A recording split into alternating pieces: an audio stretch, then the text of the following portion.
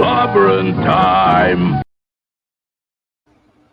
Welcome, friends. Hey, it's Clobberin time indeed. All right, my good friend. Sorry, I had to mute there for a second. Welcome to Clobberin Time's Monday Night Marksy Comics Talk. All right, on a Monday night, it's time to now just kick back, talk a little bit of comics, because why not? That's what we're here for. But I want to thank everyone for being with us tonight. A couple of quick show notes, and I will get on with it.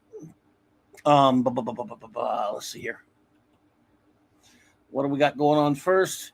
Busy. I had a great time just a little while ago on with the great Stone Loki. We reviewed. Every month we try to at least review one of DC animated films, and we reviewed on his channel Batman Under the Red Hood. That was a lot of fun, and if you haven't seen that film, of course, please do, and you can then check out our review. It was great, and I appreciate that. Tomorrow night I will be. I hope to join the Midnight Jets, folks, if I'm home in time, but I definitely will sure be a guest on the Great Toxic Tuesday with my good buddy on Nick Weiser's channel. They were going to be reviewing the great 80s film Midnight Run, and I've been asked to be on there. It's one of my favorite movies, so I'm looking forward to that. Two shows again. Wednesday night, I will be on Loki's Comic Book Roundtable, 7 p.m. Central Standard Time for Wednesday night. And then I'll have my wild card Wednesday night show as well. And then Thursday night, Clobby's Clubhouse with my wonderful first officer, the extraordinary Raquel, and our great chief engineer, the extraordinary Mark D with a C. And one quick show note now. Saturday Night Star Trek. By the way, thank you, everyone who joined us. What a raucous, wonderful time once again we had on Saturday Night Star Trek this past week, reviewing Deep Space Nine, which we are in the midst of doing. However, this week we were going to be reviewing, these are the four we reviewed last week, sorry. We were going to be reviewing 4 more episodes of a Deep Space Nine, but we're going to push that back a week because our wonderful first officer, Raquel, has to go on an away mission. She has something vital to do. So Saturday Night Star Trek will be, I'll find something Star Trek to talk about. Saturday Night Star Trek will always be Saturday Night Star Trek, even if we, for 1 week or another, have to get away from our reviews. Sometimes someone has to go somewhere. Sometimes Raquel has to go somewhere. And that we would never review them without her. Of course, she's the first officer. But we'll talk some Trek for sure. So thank you all so much for being here tonight. Let's say some hellos, and then we're gonna talk a little retro reading tonight. We're gonna talk a little about some comics because I've gone back and just jumped all over the place and read some. I've decided I've tried to make this a policy before, and I try to stick to it sometimes. I despise modern comics, as you all know. I'm old. I'm a crusty curmudgeon, I guess, and I've decided to read at least 1 or 2 old comics per day if I can. Gold and silver, bronze, anything that's an old comic, because they were just so much better.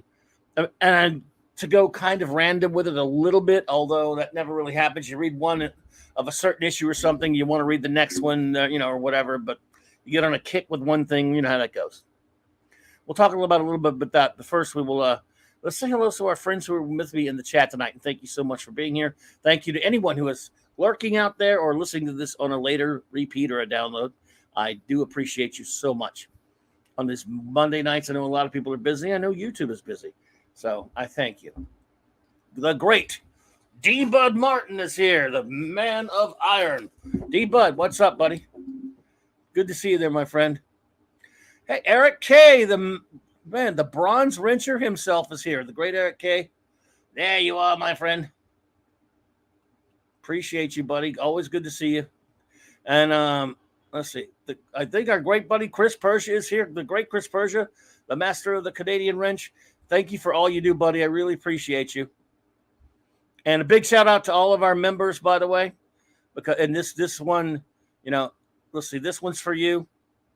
Where I gotta find it first. Where did I put it? Where's all my clips at?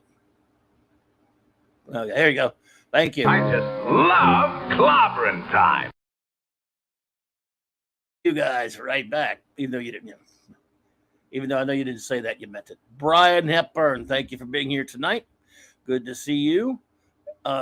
See whom else is here. Classic Comics, what's up, my friend? Good to see you. Apollome's Minion and the Pupperoni. Apollo, love you. Great to see you. I hope you're doing well, and I hope the puppy is doing well. And I hope you have both hands on the steering wheel, my dear. Good to see you. Wagner, what's up, my brother? Hungry for a going rematch. Hungry boy, what's up, bro? The great official comic book artist, not only of the wonderful author Raquel Briggs, but of course, Clobberin Time's favorite official artist. Good to see you there, buddy. Hey, Father Christopher Miller. Oh, my goodness.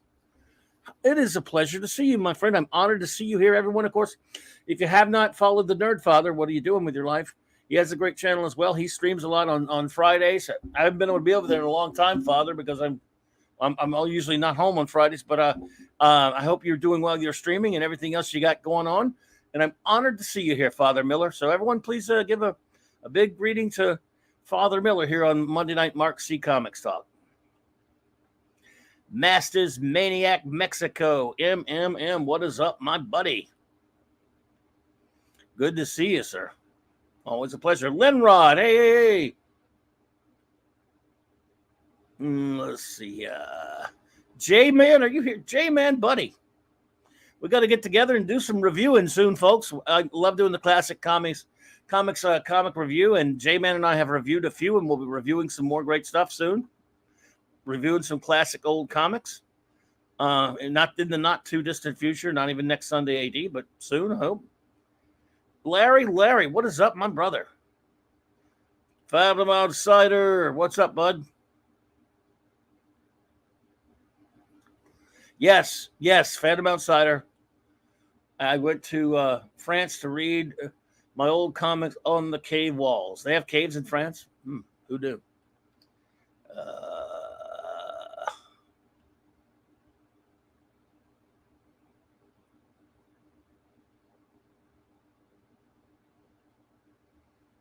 Oh, did I do something bad, Father, by saying your name?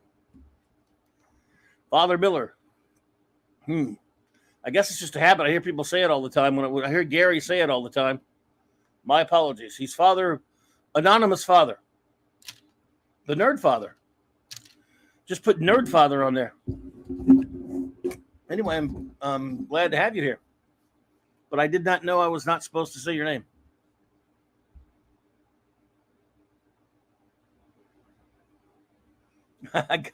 Well, I hear you, Father. I got you. Well, anyway, in spite of that, I hope you were doing well.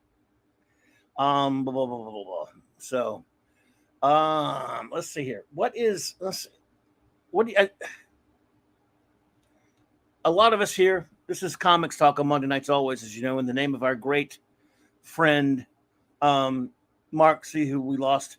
The great Mark C., who we named this show after, that we lost, almost over a year and a half ago now. And yes, please, if you haven't already, I think I may have a link in my description below, but either way, if you have not already, please subscribe to Father Miller's channel.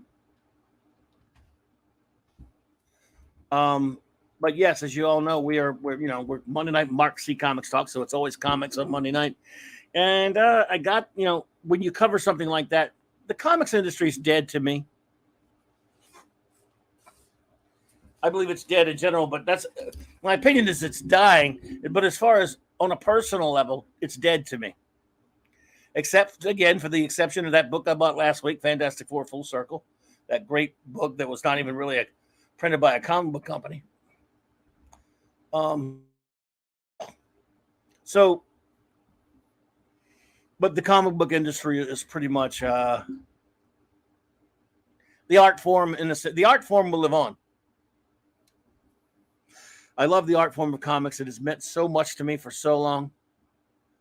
Even though, like I said, and Eric's going to get me on this one, but I have to say it. I mean, even though I owned a comic shop and was in the business for a long time and then got out of the business end of it even notwithstanding, I was never a collector per se. Many of my dear friends are comic book collectors. I collect in the sense that if I love a comic and I bought it, I keep it and no one ever get rid of it. But I never collected in that respect, although I dealt with collectors, appraised comics for collectors, so comics to collectors. I just not the way I did it. To me, comic books are about the art, the story, and the characters.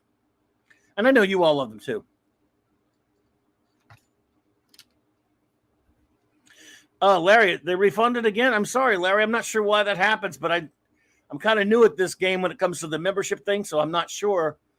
But I'm sorry, buddy. But I just thank you for trying. That's all I can say is, hey, man, I just thank you for doing that. You don't have to do that. We just love having you here. But it was very generous of you to do that, to gift people memberships.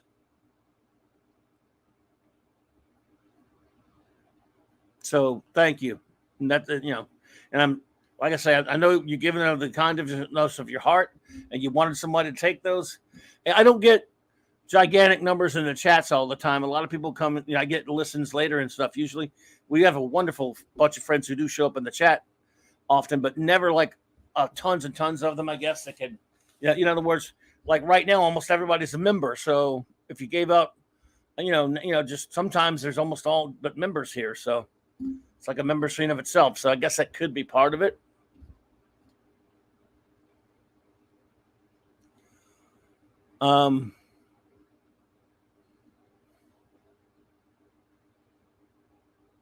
Let's see. Larry, George Perez is one of the greatest artists of all time. What do you mean a good artist? Good. He was great. But yes, classic comics. FF Full Circle is an example of what the medium is capable of. It makes most of the comics being out now look pathetic. Yeah. Oh, it really does. It absolutely does. No question about it, my friend. I love Perez, though, Larry. So what I do, like I said, I try to read an old comic a day if I can, maybe two or whatever. And I went back to that in a deep dive way last week. And each day I read anywhere from 2 to 3 new comics. I may have missed part of one day or whatever. And I'm going to do some videos on these. But I thought it'd be fun to talk about them a little, it's pretty random. I try to be fairly random about it, but it'll always kind of turn into a pattern. Classic Comics did a review on your channel. Okay. You reviewed some comics? Oh, cool. Well, please check out Classic Comics channel, everyone. If you haven't, I don't have a link to it right now. Classics, and if anybody's able to get one in there, though, I would highly recommend it. Classics knows his stuff, and I appreciate him.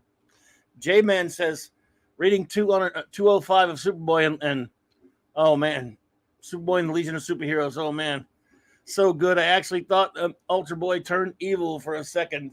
These are great. Well, man, you're going to see some stuff about Ultra Boy that you will not believe later, man.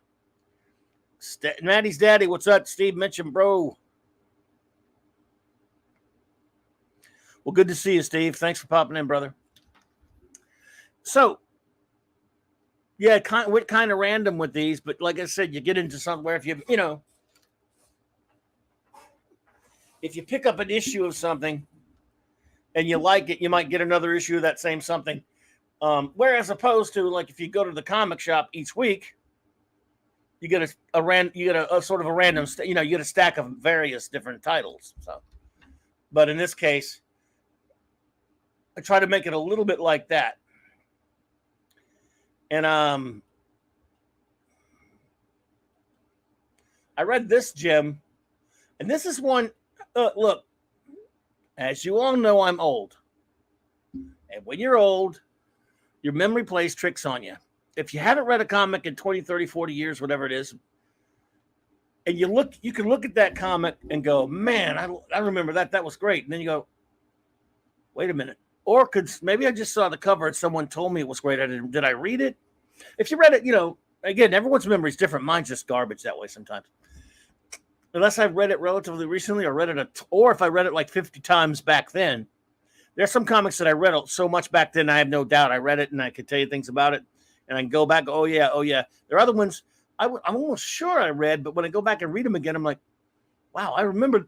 No, maybe I didn't. Then I'll read it and go, oh yeah, I did read this one. This one's a weird one to me because I don't. Maybe I just skipped it. I saw, man, I've seen the cover 100 times. Doesn't matter. I read it last week. I'm not going to spoil anything here. I think Nick Weiser and I were actually, and the gang on Friday Night Comic Shop Talk might review this one in pretty soon. And a couple of other what ifs. What if Volume 1? Well, I'll backtrack before I talk about this one. I also read this one last night.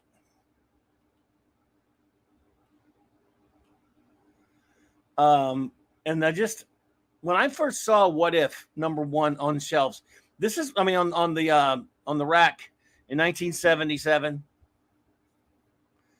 I think it was 1977.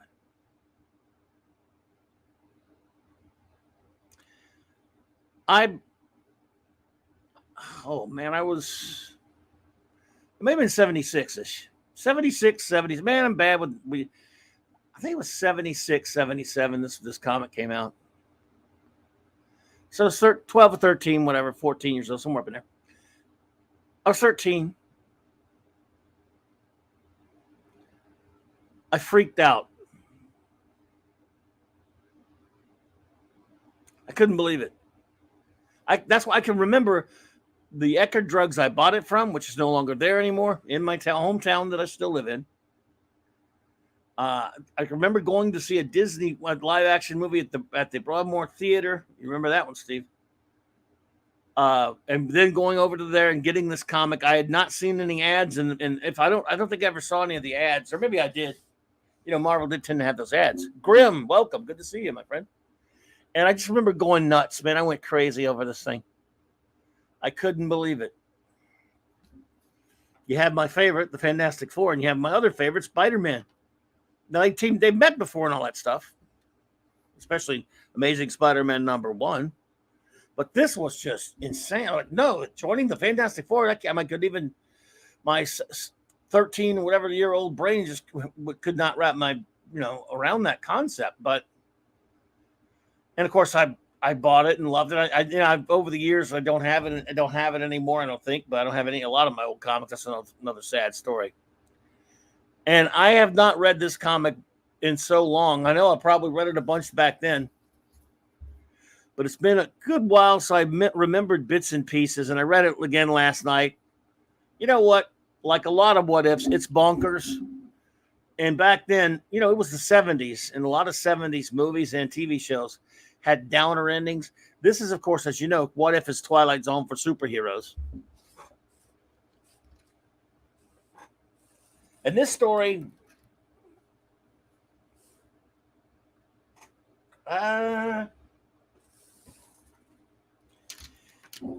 Roy Thomas wrote it.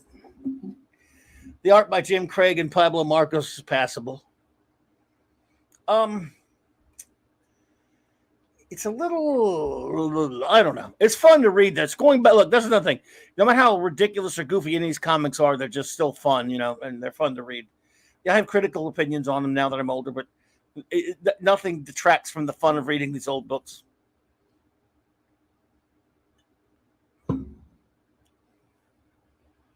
So the cover to this day is still mesmerizing to me for some reason. But the story, I have some issues with the end issues, if you pardon the pun, with the ending. But anyway, I'll review it but I digress a little bit. But when I last week I read this one and I hadn't remembered it. Hey, look, say what you want about Jim Shooter. The guy could write sometimes. He could write some good Legion comics. Yeah, he's written some stinkers. This is a great comic. It helps. It has great art by Gil Kane and Klaus Janson.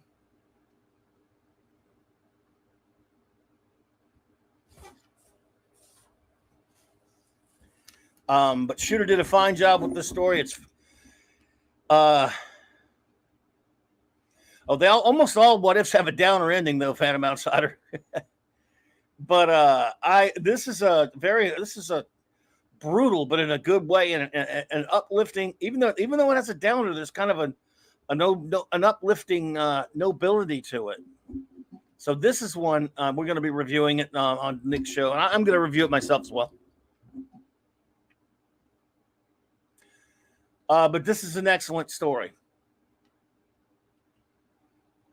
And so then I've been binge watching the Fox X-Men show, which I had never watched all of way back when it came on. I watched bits and pieces back in the 90s. Life was just, I had kids and all this other stuff at work, and never got to really watch it that much. And, I watched cartoons, but I watch way more cartoons now than I ever did just about. So I reviewed, I read, on the same night I read Giant Size X-Men #1, the comic that started it all. Well, started it all in terms of the new X-Men, of course. Also, art by the great Dave Cockrum, Gil Kane, Dave Cockrum cover. This is what brought the X-Men back. They were pretty much dead at Marvel back in 1976-ish, and their title was just reprints of older X-Men comics. Gone but not forgotten, and the new X-Men, of course, well, the rest is history from this point. Because after this, X-Men 94 launched them, and it's an interesting read. Going back to read it now, I love Dave Cockrum's art. Yeah, Cockrum indeed, Hungry Boy. So it's fun to go back and read these things. Just to re-experience what comics were. Comics had one goal back then, to be fun, because they were, look, whether you like it or not, they were run by business. They were a business, so they had to actually, imagine this, they actually had to sell comics. They had to sell them to keep their job. So they had to try to make comics that people wanted to read. Obviously, kids wanted to read.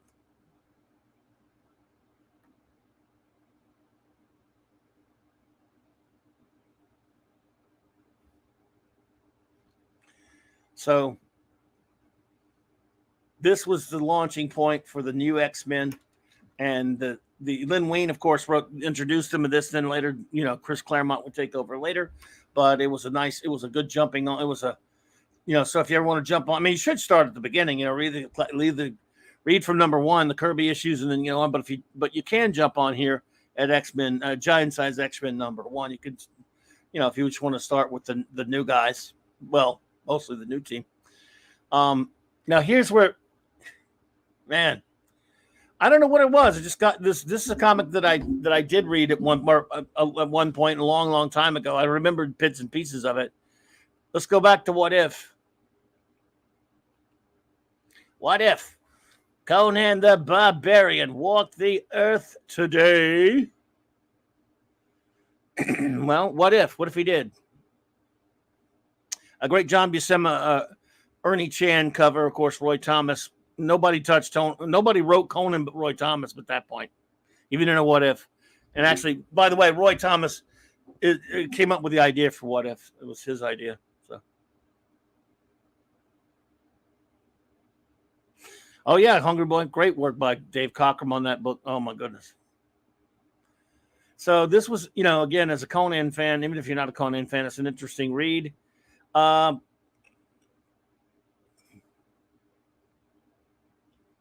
Yes, Linrod, that's what happened in this comic. Strangely enough, I'll just spoiler it right now.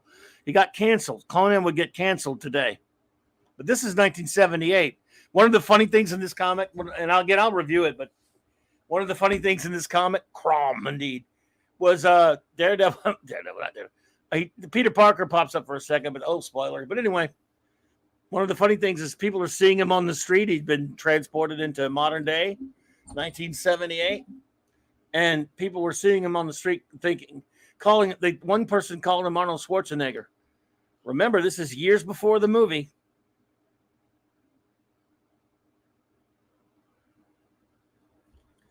Years before Schwarzenegger was cast.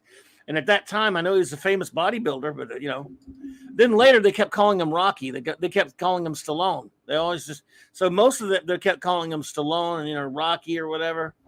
But there was one bit when they called him Arnold Schwarzenegger. And then this was like 78. In 1984, they did a sequel with a weird Bill Sienkiewicz cover. What if Conan the Barbarian were stranded in the 20th century?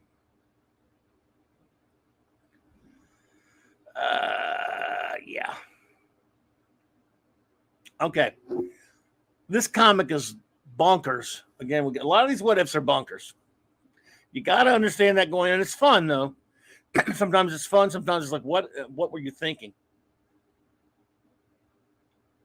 I believe Peter Gillis did the art on this, and did the story on this one.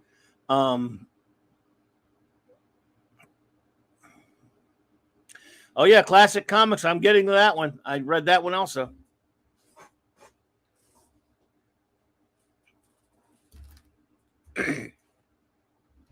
So this one, oh man.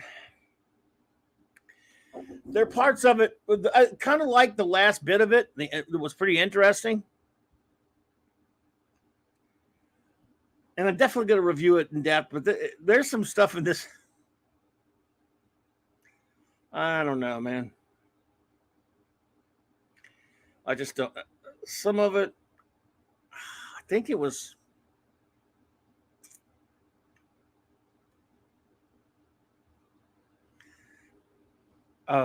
Who wrote this one? I believe it was Peter. Yeah, Peter Gillis. The art, Bob Hall. Yes, Hungry Boy Bob Hall wrote and inked it. I mean, penciled and inked it.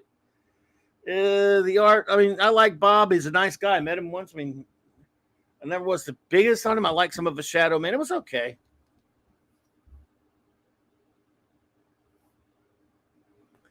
But some of the parts of the middle of this story is freaking nuts, man. Now here again, we're going into an in-depth review because I'm going to review it someday. Here's one I'll tell you what will surprise me right here.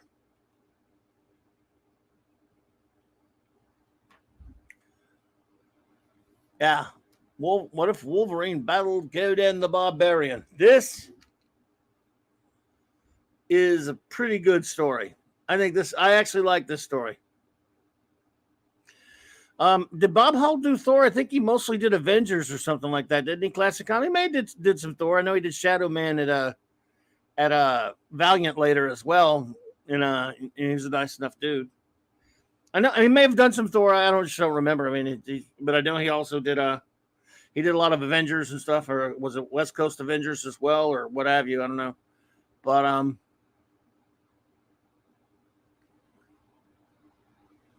this is actually a good story. I don't know if any of you have read this one.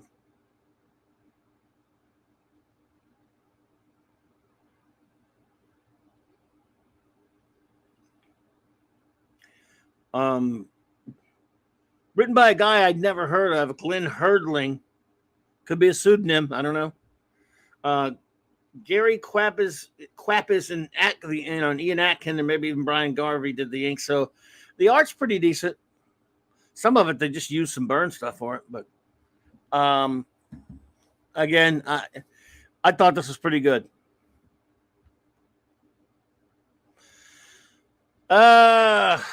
Late 70s, early 80s, you had a lot of, I don't know if Hall did much. You had Keith Pollard on it after John Buscema left on Thor, and a couple guys like that before Simonson took over. But, could be comics, Classic Comics.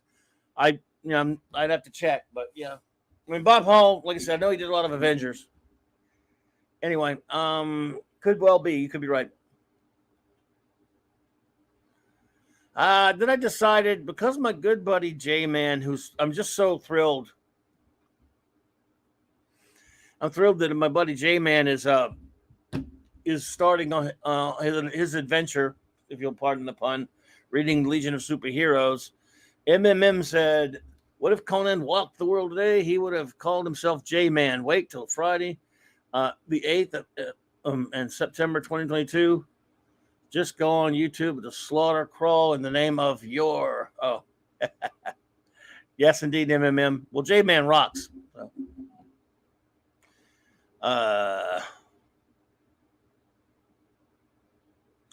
Well, Chris Persia,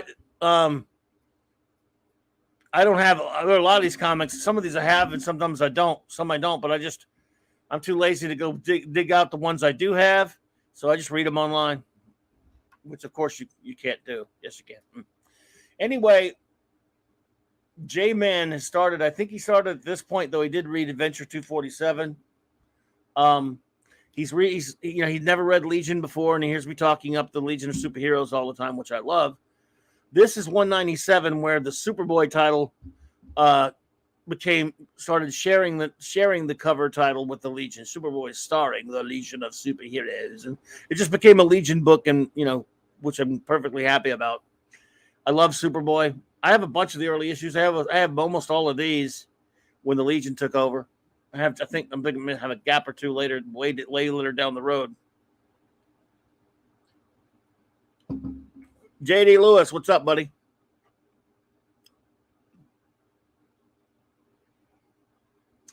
Yeah, there was something about Phantom Outsider. And again, it'd been a long time since I'd read it, but I didn't like that bit where Mon-El and Superboy were saying that was it Timberwolf was almost as strong as them. I don't know about all that. That's Cary Bates could be inconsistent about powers as a writer. I like Cary Bates fine. Bit of a gimmick writer sometimes.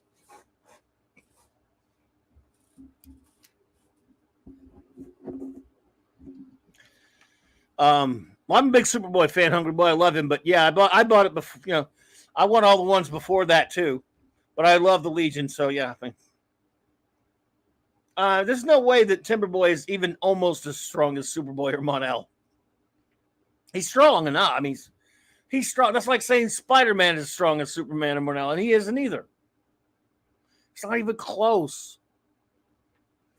But anyway, this one started the title off, and what else did I read?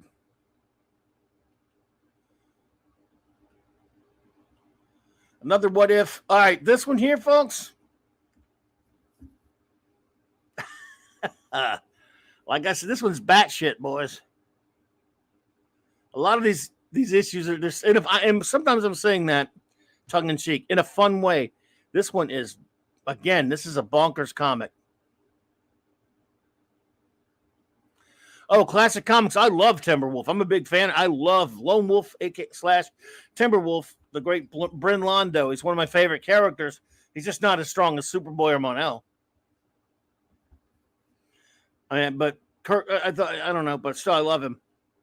This issue right here has some good art in it and some not so good art in some cases. Marv Wolfman exploring his Nova character. What if Nova had been for other people? The Fantastic Four, Peter Parker, Doctor Doom. Walt Simonson did some art in this one. There's a section of it drawn by, this George Perez, inked by Tom Palmer, did it in one of the stories in here, Hungry Boy. And yeah, so that is a true statement that you just made there, Classic Comics. Look. And yeah, he was doing the whole feral thing, but years before Wolverine was Timberwolf. Indeed, he was, sir.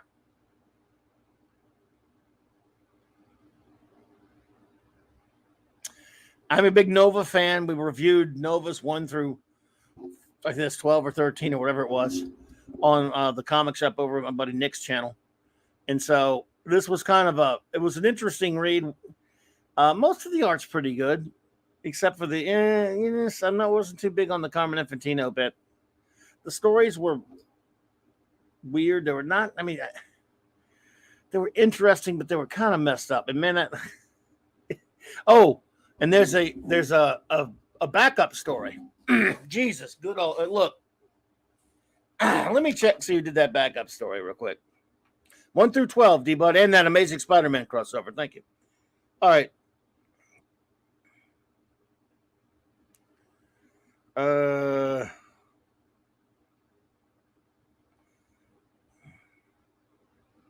right, let's see here. Okay, this man, oh man.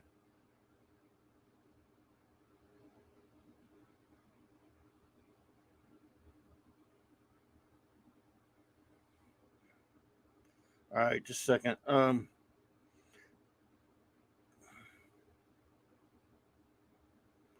They don't say who did the backup.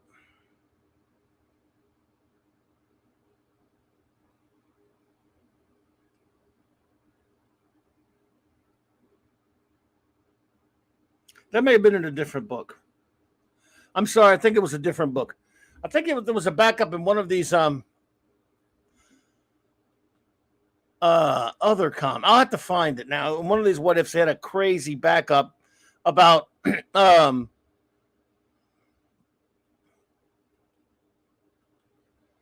what if issue was that now? They had a crazy backup where it was the Watcher had found this universe that was completely like almost nothing was left, and the only beings left in this universe were the Doctor Strange, the Silver Surfer, and Dark Phoenix. Maybe somebody else. And it was a story about they were the last beings left because Michael Korvac had wiped them out, the whole universe out or something, and some such. And without telling what happened, it's so crazy. I want to go back again and I want to review it. But boy, oh boy, was it weird, man.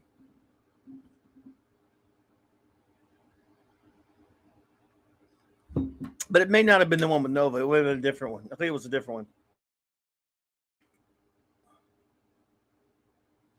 Yeah, that backup. Oh, Wagner. Okay, but I just can't remember which issue it was in. It was a sequel to 32, like you say. But I can't remember off the top of my head what comic that was in.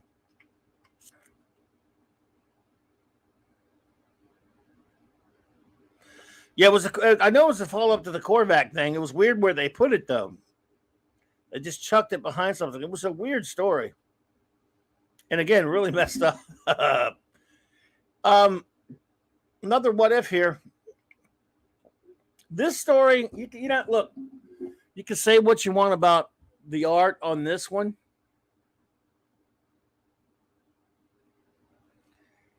But I kind of enjoyed this story.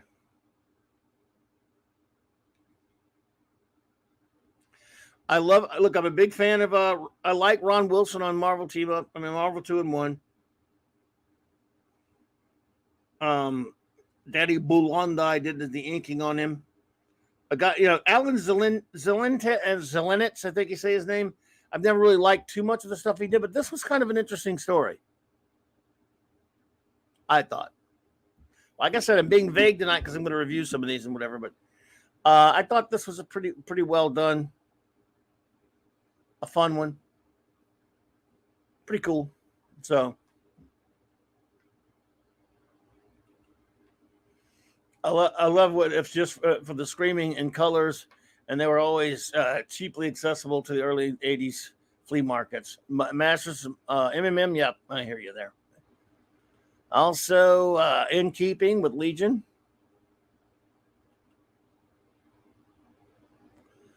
I decided I'm going to try to just start slowly going through these Legions. I'm going to try to maybe I should try to catch up with J-Man so we can talk about them. Because it's been so long since I've read these. I mean, I love the Fatal Five, by the way. This was an interesting issue. It had some crazy stuff in it. Oh, man.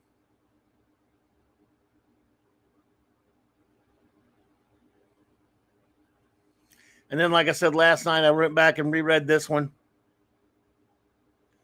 This is a crazy comic. 43. Thank you. Okay, thank you, Wagner. Appreciate it. 43.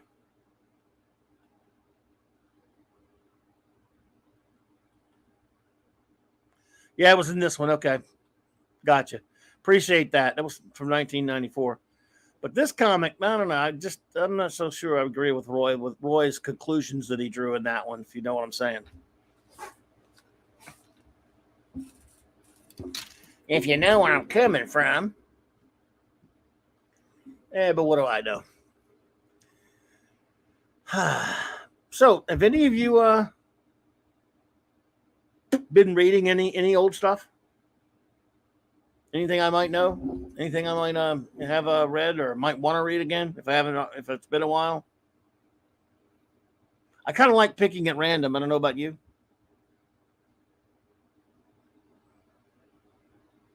Because I've got some stuff planned out that I want to read. There are a couple more what ifs I'm going to read, and of course I'm going to keep reading Legion from that point.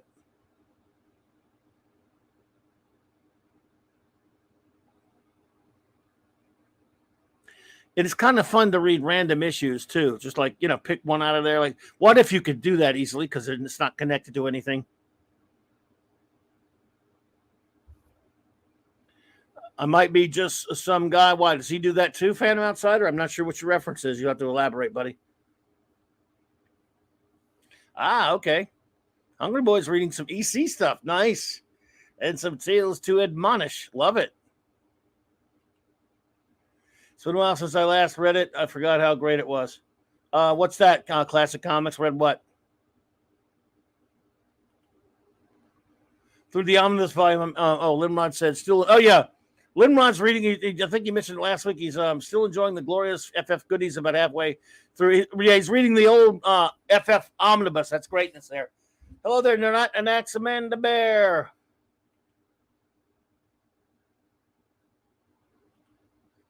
Cool. I have random issues. Lots of random issues, says Steve, of course.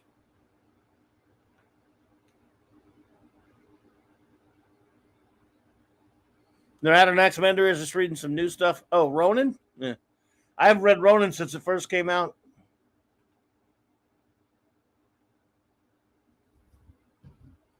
Oh, okay. I haven't really watched him in a long time there, Phantom, but I copy. I read you. Thank you. Well, that's cool. Those omnibuses are nice, man. You get a hernia reading those suckers. I mean, it's some heavy books. A lot of great stuff out there. And there's the thing, no matter how long you've been reading comics, there's something that got slipped by you. Or you just saw it at one point, go, oh, that looks interesting, but I got too much other things on my plate. And whatever reason you didn't pick it up. Now's the time, because they're not going to be coming out with anything good new anyway. Well, at least for some of us. Some don't agree. Some like the new stuff, and that's fine. It's just I can't get into it. I occasionally when I go visit comic shops and I walk by the new rack and look at the rack, I mean, my eyes glaze over. I see that stuff. I see those $4.99 little thin pamphlets on slick paper, and I see this lifeless art. To me, it's lifeless. Okay. Classic Comics has a stack of crowdfunded comics he needs to read. Well, that's good. You got some reading ahead of you there. Yeah, but I see this stuff and I'm like, doesn't grab me.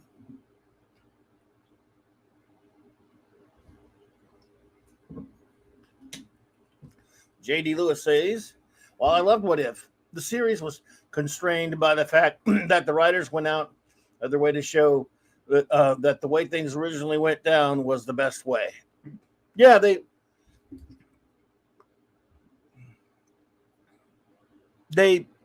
you're right. Well, they were going for, JD, that's absolutely right. You were going for,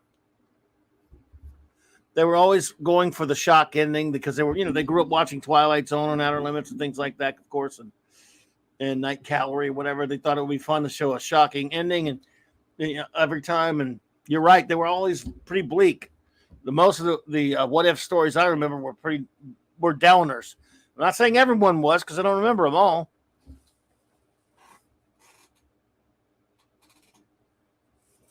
But man, a lot of them were downers.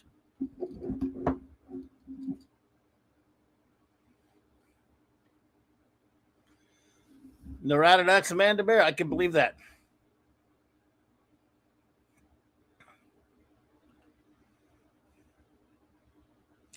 Price of comics has never been higher, and the quality has never been lower. Classic Comics is, it's just to the point there. I just can't even. I don't know.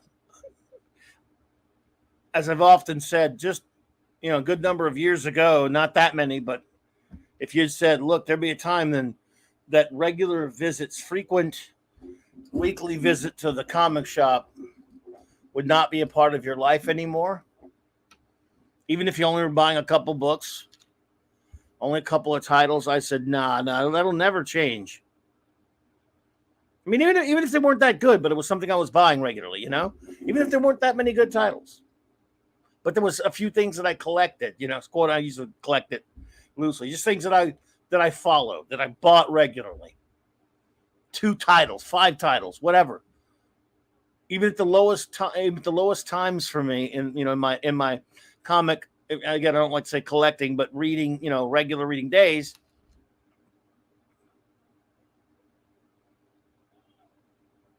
there was always something that I was a series that I was following or looking forward to.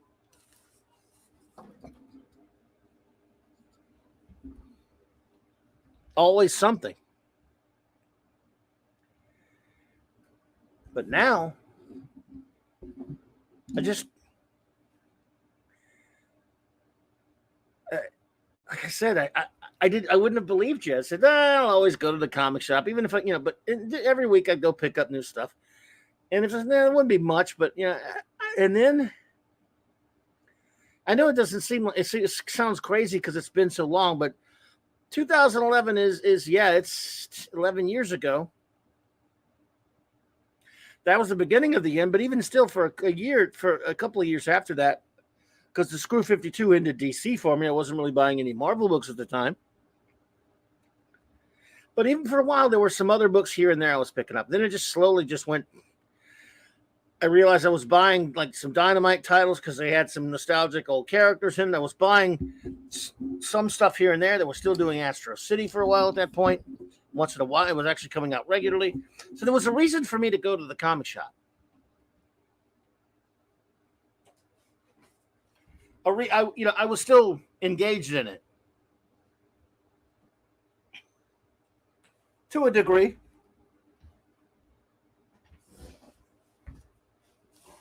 But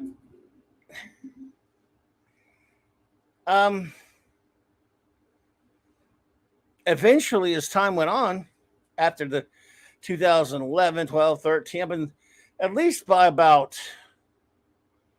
I want to say maybe 2016, 17, somewhere up in there, maybe, I don't know, 18-ish. Well, first of all, I was not buying any DC comics, except, well, actually, after the Screw 52 for a couple of years, the only DC titles I bought, technically, Astro City was technically, since it was with Vertigo, it was sort of a DC book. And there were these comics that DC was putting out. They put them out digital first, then put them out on regular paper. Like there was a Superman title and a Batman title and a Wonder Woman title. These were titles that were had short stories in them that took place in various eras that actually had some really good stuff that were not connected to Screw 52. They had the right costumes.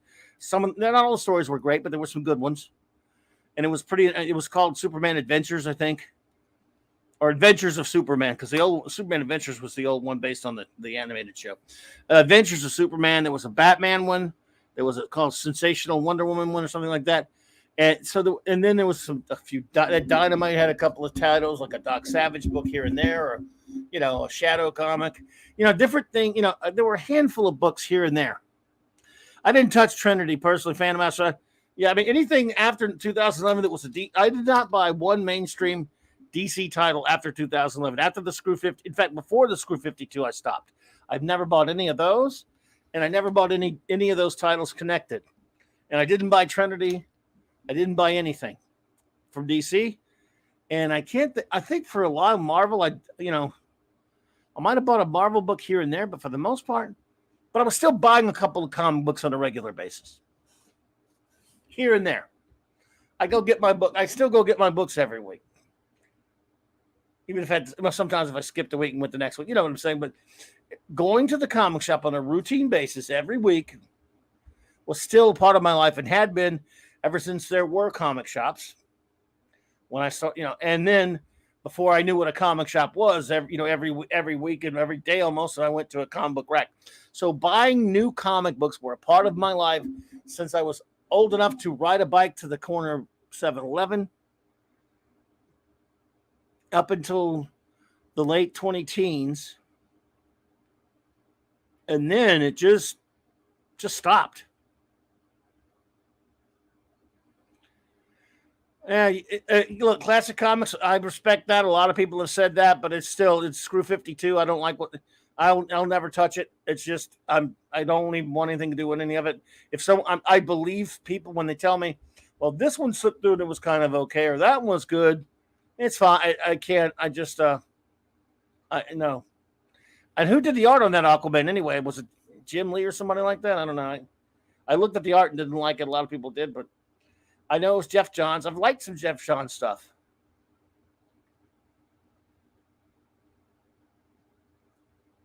But as far as the repetitive comic book purchasing experience, either going to the store when Ivan Rice. Okay, I like Ivan Rice, so maybe I was thinking of somebody. Yeah, that was good. I like him. It's Screw 52, so I wouldn't anyway. But I trust you. I mean, I don't, and I know that you're nowhere near alone saying that book was good, but I can't. But I hear you.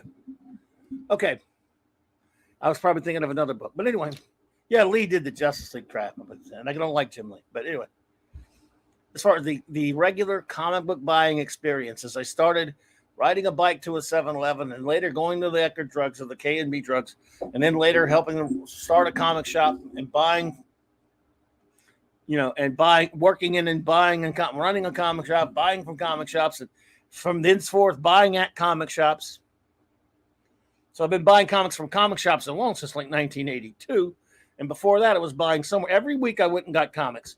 And somewhere around, I should have probably wrote it down on a calendar somewhere, wrote it down somewhere. There came a time when it just wasn't going anymore and wouldn't go for weeks or months. And once in a while, I might drop by the comic shop and look around. That looks all right.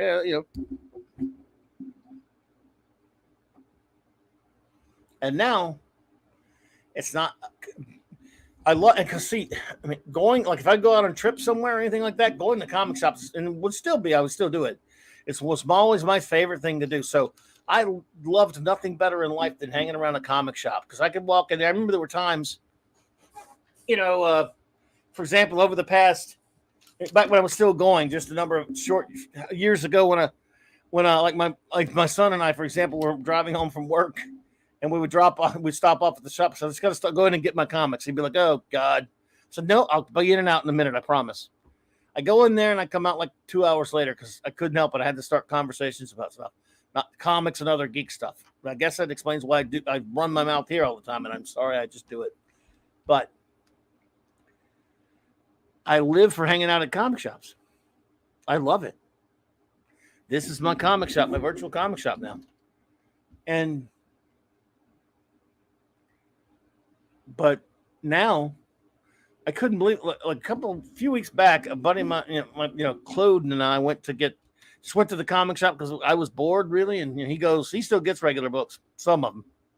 I don't know how any of you do, but you're not alone. He does too. So we went to and I realized, my God, this is the first time in like 5-6 months I've even walked into a comic shop. And before that, the time I went a couple of times and bought like a couple of those replica books. I didn't buy anything new. And except for back in March when the new issue of Astro City, the first time in 6 years, came out, or whatever it was, 4 years. When I went and bought that last issue of Astro City, that's the last new comic I bought until I went and got Fantastic Four Full Circle, and it's not even considered. It's a book with comics in it, but it's not printed by Marvel per se, and they license it out, so it's not a published mainstream comic book in that sense.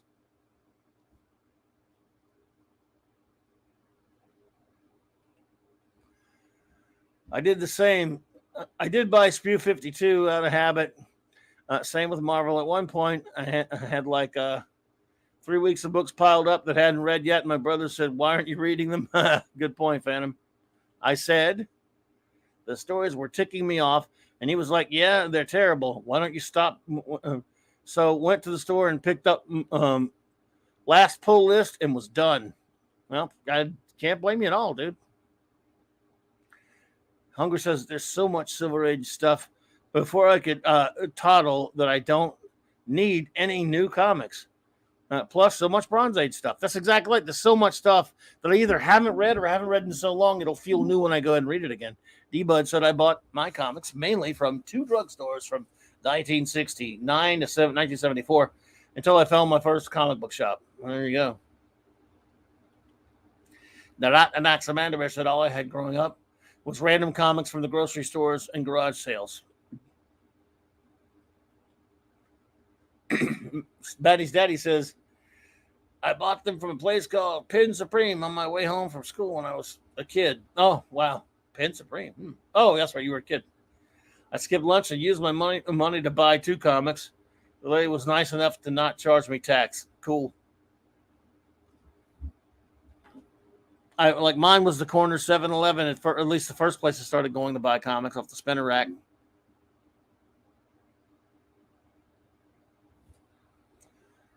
Classic Comics says you could read a back issue every day for the rest of your life and not run out.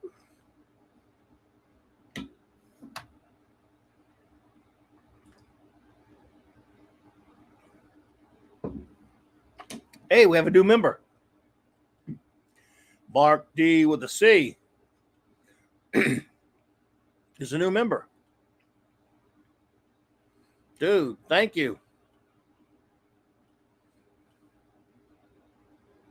Oh, Eric K.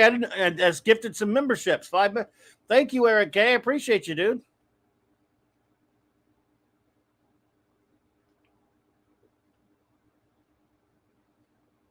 Thanks, man. I got to refresh my screen here. It's not showing me.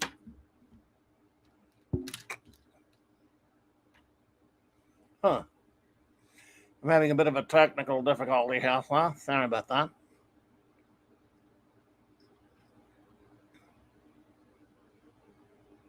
All right, let's see.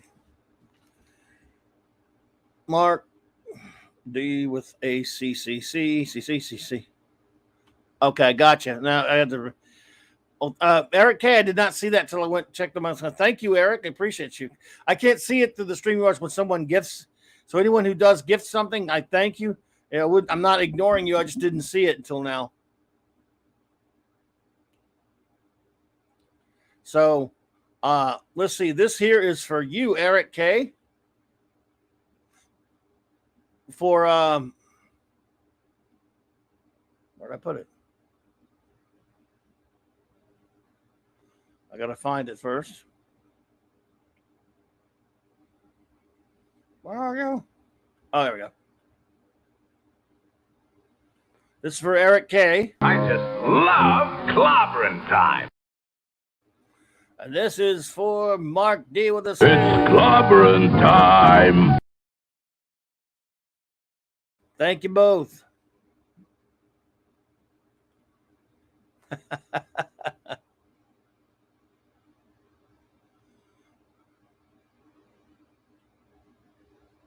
Thanks again, Eric. Appreciate you, buddy.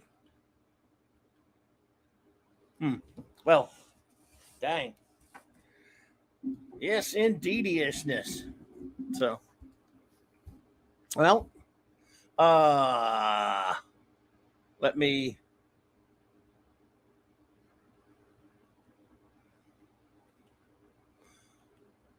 Okay, sorry, I was having a bit of a. What's wrong with this? What's wrong with this thing? Come on, man. All right. Just sent you a link there, Mark, but only if you feel like it.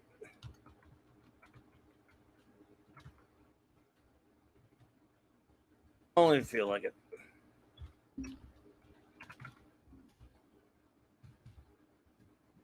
Not a biggie. You might be tired. Oh, dear. Well,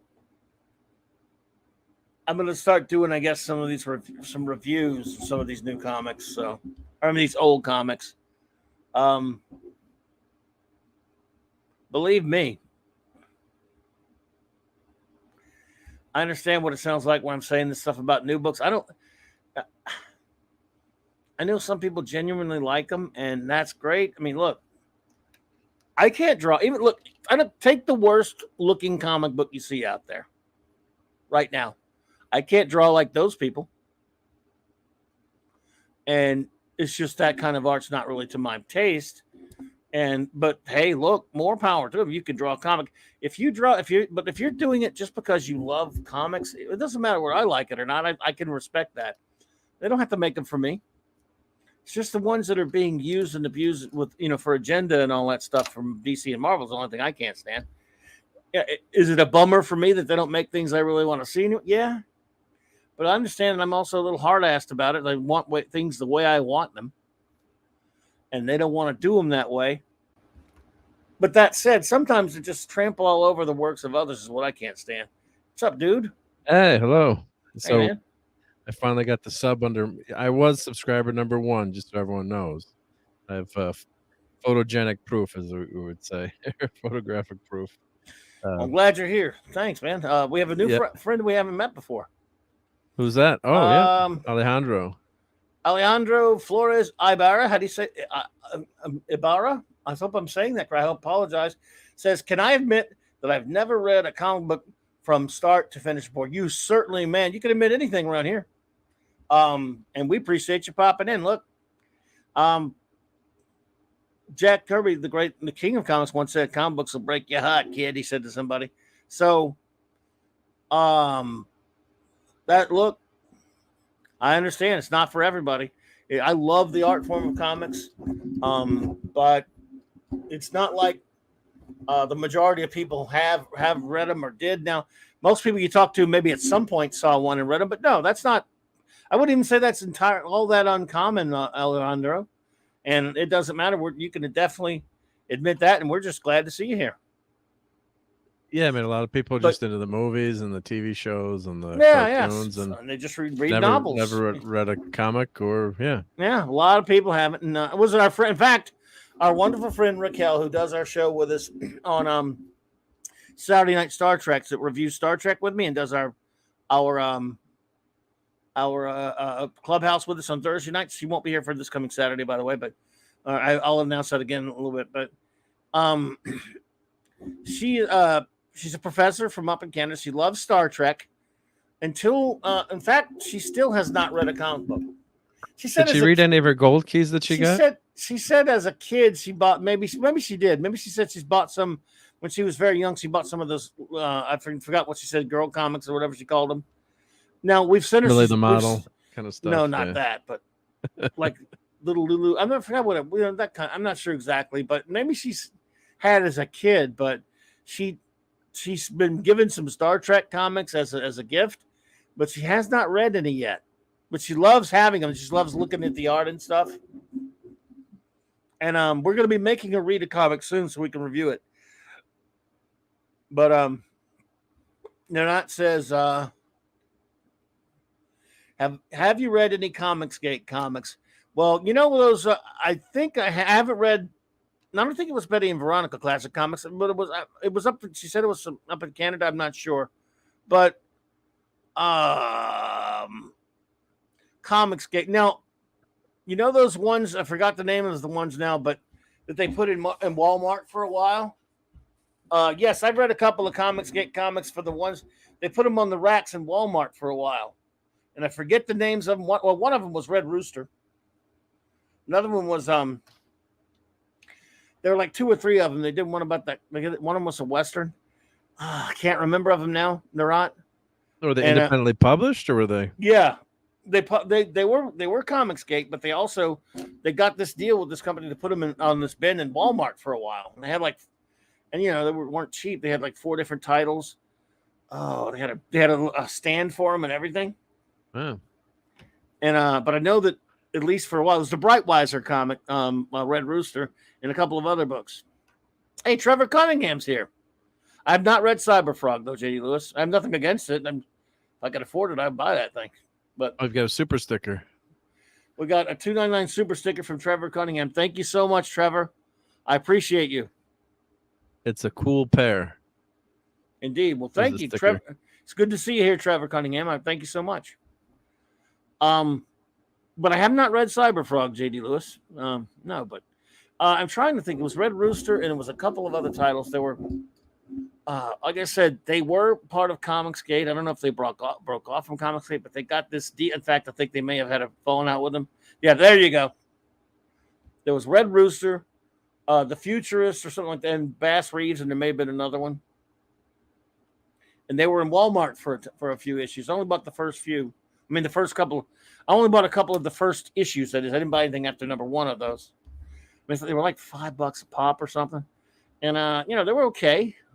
Nothing against them, but I bought them just to be buying something new and to support them. But again, it was just you walk out of there with these thin books, and you spent $20. 22 pages, or I don't think there's that many. Yep. Well, it's tough. Oh, Nora's Saga also, yeah. Thanks, Classic Comics. I bought, but like I said, they're 4 at a time, right? And they're $4.99 if I'm not mistaken. So you got 4 comics, and then you walk out of there for $20 plus $20. I mean, like I just can't really. So when they came out the second, I don't know if they still have them there, but for the first 2 or 3, 4 issues, they were there, and I wouldn't have been opposed to buying them, but man, I just didn't want to spend. Well, if Jimmy's really loved it, I never read those, but yeah, I guess if it's they were okay. They really like too. Yep. Red Rooster was interesting, and Bass Reeves was pretty cool. That's a comic should be like $2 each now, Yeah, it's just too much. $5 is so. Who's coming out? Well, they had the Ash Can that was Frank Miller, and that was way too. Then the people were reselling them, but that was what. $1 or something. And who's coming out? With that's Frank Miller Presents. And by the way, that's not an ash can. It's not an ash can, yeah. That's not what an ash can is. Well, they're calling it "quote unquote" an ash can, but yeah. Frank and Dan Didio should know better to call that thing an ash can, but they just wanted to put out a $2 comic that was like a preview comic for their upcoming, Frank Miller Presents new comic book company. All fine and good. And jackasses were jacking up the prices. And believe me, the only people getting them first were comic shops. So comic shops did this, put them on your, as you like to call it, Fleabay, for $30 and $40. Yeah. And so you're hoping that the movies and shows would get people in the comics too. And I think it probably got a few people, but nothing like I had hoped as a comic book collector. It's you want to have more people in your hobby, maybe not take over the hobby, but it's always great to have young kids getting in. And I can't see a young kid starting to buy comics when they're $5 each. I mean, no, it's way out. Well, they're not even into kids anymore. They're not, but I mean, just even the at that price point, I mean, how the heck is it going to get maybe 4 comics a month, 5 comics of $25? I mean, that's a lot of smackerels for back in the day. I always compare it to yeah. I always compare it to what the cost of a can of soda was, right? So when I was a kid, I think Coke was 25 cents or 30 cents, maybe 50 cents. And a comic was, originally the comics when, my age, comics were 75 cents or $1. Wow. So when I started, they were 25 cents, 20 and 25. Well, then they went to 25. Yeah, but I remember buying them at about, 70.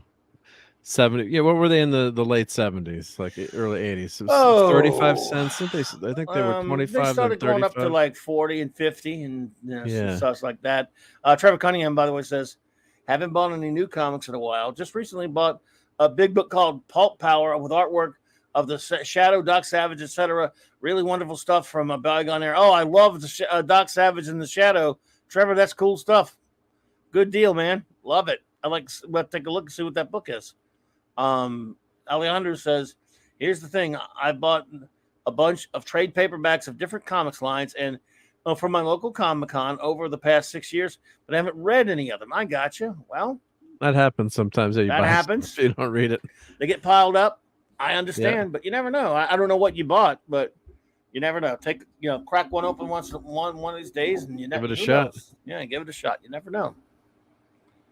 Yeah, hungry boy. I think a lot of the first comic people read was Dark Knight, The Dark Knight Returns. In college days, I'm remembering like people had never. No, but I'm like I'm thinking of like in college, like we had people are passing that book around. Like, I never read a comic before. I guess maybe I'll read it. The friends would be like, "Oh, read this, you'll love it." Dark Knight Returns that was a big deal when that book came out. I'm just trying to think, things that kind of crossed over into popular Well, that one did. territory. Yeah. Like I said, that I told you that I went to the shop to buy Dark Knight #1. It was the shop that was closer to where I worked, that I just moved there, and to the outside of New Orleans, and the biatch with that comic shop jacked the price up, covered up to $20. I was like, So I went down to the other shop, which was farther down. Of course, made one of the greatest friends of my life there, and got it for cover. Made one again, like I said, made one of my best friends ever. So, yeah. But look, that Frank Miller series coming out. Look, I didn't care much for Ronin. Hey, Dad, man, what's up, buddy? Dad, man. Good to see you, man. I never cared much for Ronin, and I didn't like it much, and I had no interest in Ronin 2, but I thought that's a pretty good idea that they're doing a company, and I like that he wants to put this book out for relatively cheap. Dealers didn't charge them much, and they just had to pay shipping probably or something, and they were going to make a little bit of money, but they saw they can jack the price up. I hope they don't sell a dime. Anyone who buys that's an idiot. You are an idiot. I don't care. I'm going to be opinionated. If you buy on Fleabay that Miller quote unquote ash can for more than the $2 that's on that damn cover that it says it is, you're an idiot and a dumbass, and you're part of the problem. Go screw. And I hope you never get your money back on it if you do dumb enough to buy that thing for $30 and $40. Get out of here. And comic shops that are getting them and say, look, it's $30 on eBay. We got it for $15. I'm talking to a certain comic shop I know that did that. I'm like, 15 still moronic. You're an idiot. Screw you for that. Plus, are there a ton of them out there, or are they limited? Printed the hell out. I don't know. I mean, I saw my friend, the shop I went to in Baton Rouge, a quote unquote a friend or acquaintance shop, had a stack of them, a big stack of them, because they found out what was going on, and he ordered like 75 of them. So I mean, I don't think he's hurting on them. Yeah, and he was being a real bargain at $15. Screw off. $15. It's a $2 comic. The whole purpose of it was to put it out there. The comics business is in bad enough shape, folks. When a new company starts and they want to put out a comic book, previewing some of their upcoming books for $2, so it's cheaper than your regular comic, so that people might go, that's $2, I'll grab it. Maybe that will get them interested in the books. That's what the point is, to get them interested in those new titles coming out. You jackasses, don't jack the price up on it. It hurts them and it hurts you. Okay? You're idiots. Your industry's dying. Your shops are dropping left and right, but you still pull shit like this. You deserve to go out of business if you're doing that shit. Good. That's a good one. But the prices keep coming up all the key collectors, and you wonder, what point does the market implode again? I mean, all these books are going. I'm looking at my collection and stuff that's new, relatively new in the 90s, 2000s, or that are key issues. There's a lot of like $40, $50, $80, $100 comics that like years ago maybe would have been like a $5 comic, or not even. People don't really care so much about the keys, within reason. Right.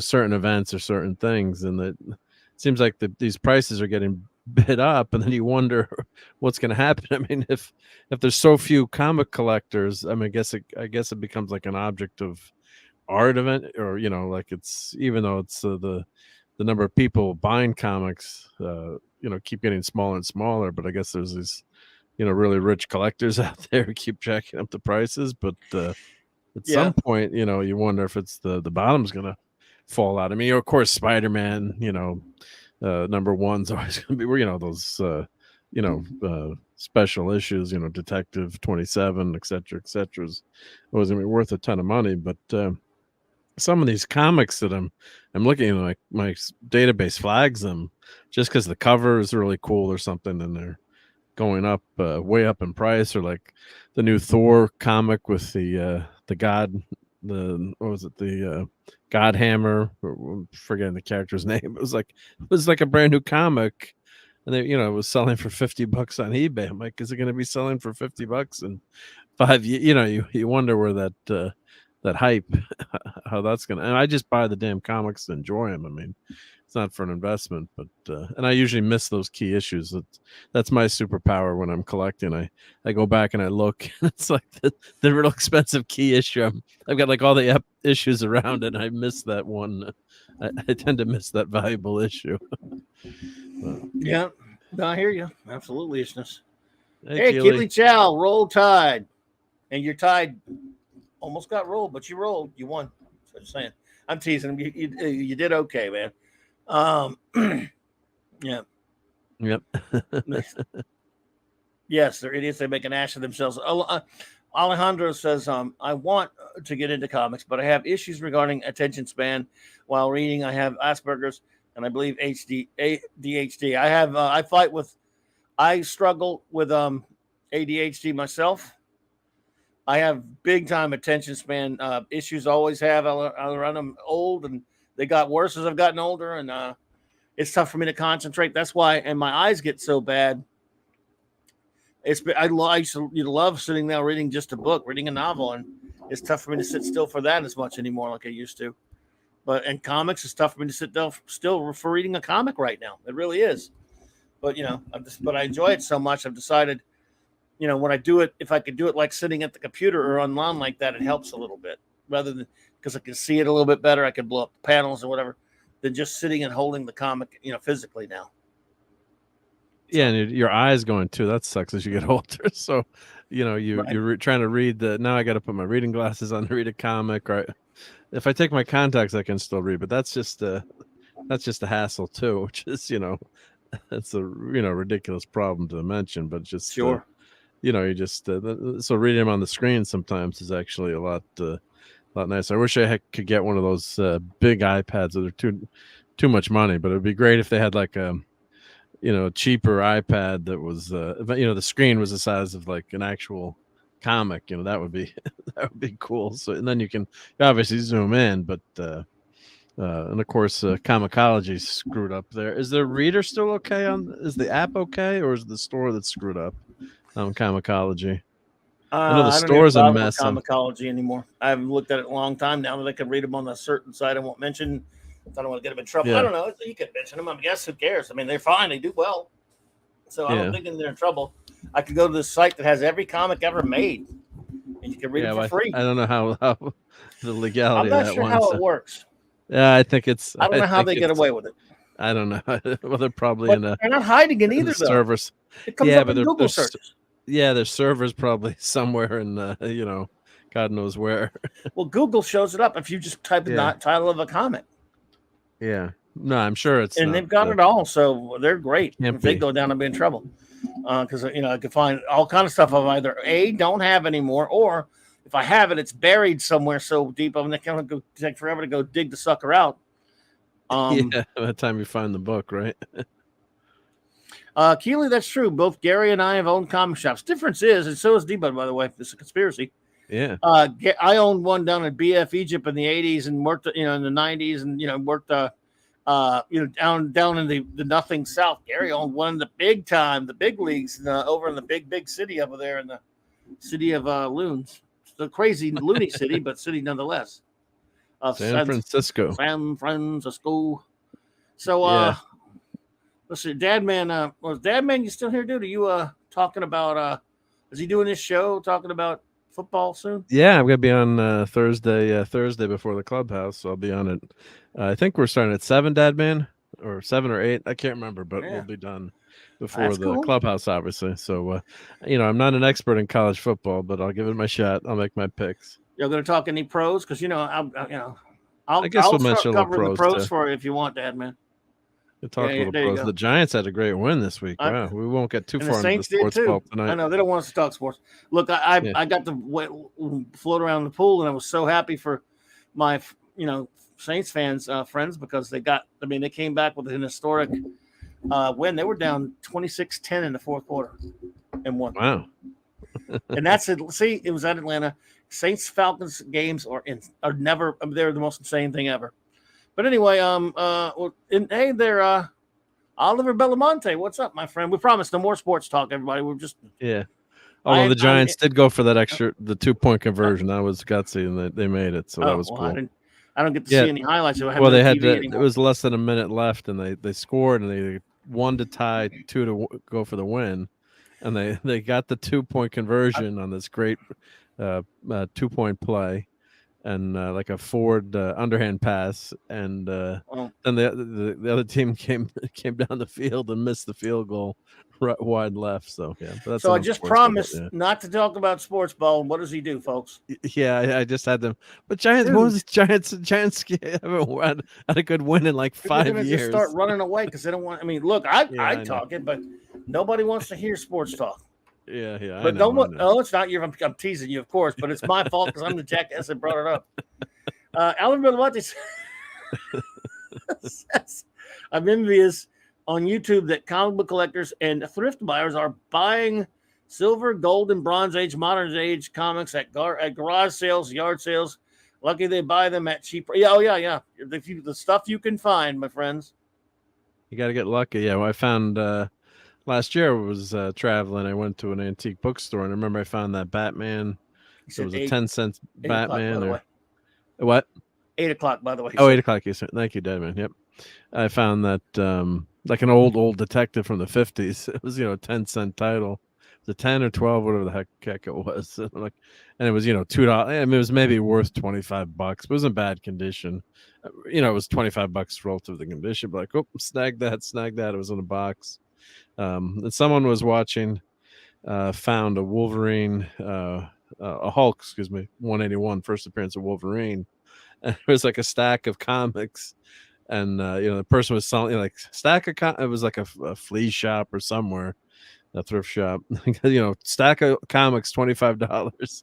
And the guy brought it over, I guess, to the register, while the other guy was walking around. I guess the Hulk 181 was on top. So when the guy finally came back, he's like, a lot of people have been offering me to buy that stack. I don't know why, but I know you were in the store, so I saved it for you.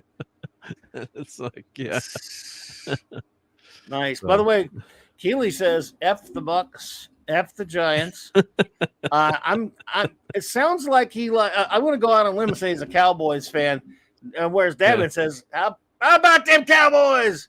Oh, they did great the other day. I actually did see that. Look, I'm not a big Tom Brady guy myself there, Keeley, so F him. And he's going to probably go beat the Saints this week in New Orleans. Tom Brady. Anyway, I got some late 70s comics in a garage sale a couple of weeks ago. They were labeled as vintage comics. You're getting old when the comics you read as a kid are now considered vintage. Yeah, buddy. That was a very good year. But they are vintage, though, because I love me some Bronze Age. Yep. Why not, man? The other problem, too, is everyone thinks everything they've got is worth a fortune, too. So you go to like a tag sale and they're, it could be like a 90s comic or whatever. There's so many number ones out there. And they're like, but it's a number one. They're like, yeah, but there were 8 number ones for that comic and no one likes, the character's not that popular, et cetera, and and they, yeah, but it's a number one, or they think they've got gold. Or remember when you were saying that people were trying to sell, from what book was it from? Adventure, Action Comics #1, and they'd reprinted it, and it was from like a record or something. They thought that it was oversized. You were telling me the story. There were those tabloids that mistakenly get called treasure editions that DC did. They were famous first editions, is what they were called. Okay. But if you take, they were replicas, but they were bigger. They were treasury tabloid size. So if you take the card stock cover off, almost looks like a replica of the original. Problem is it's bigger, but these people didn't know that. That happened on a show, on somebody's link, someone found one, thought they had a Superman #1. And then Max Redstone, hey, what's up, buddy? He's quoting his favorite episode of Blake 7, Hostage. Interesting, which only leaves one question to be answered. Is it that Blake has a genius for leadership, or merely that you have a genius for being led? I don't have to tell you who said that. That was an Avon Avon Lives. star. Well, if you insist on me reminding you who said that I'll do it. What about you? What about me? Why don't you go? You are expendable. And you're not. No, I'm not. I am not expendable. I'm not stupid. And I'm not going. Yeah. JT Kurt, what's up, buddy?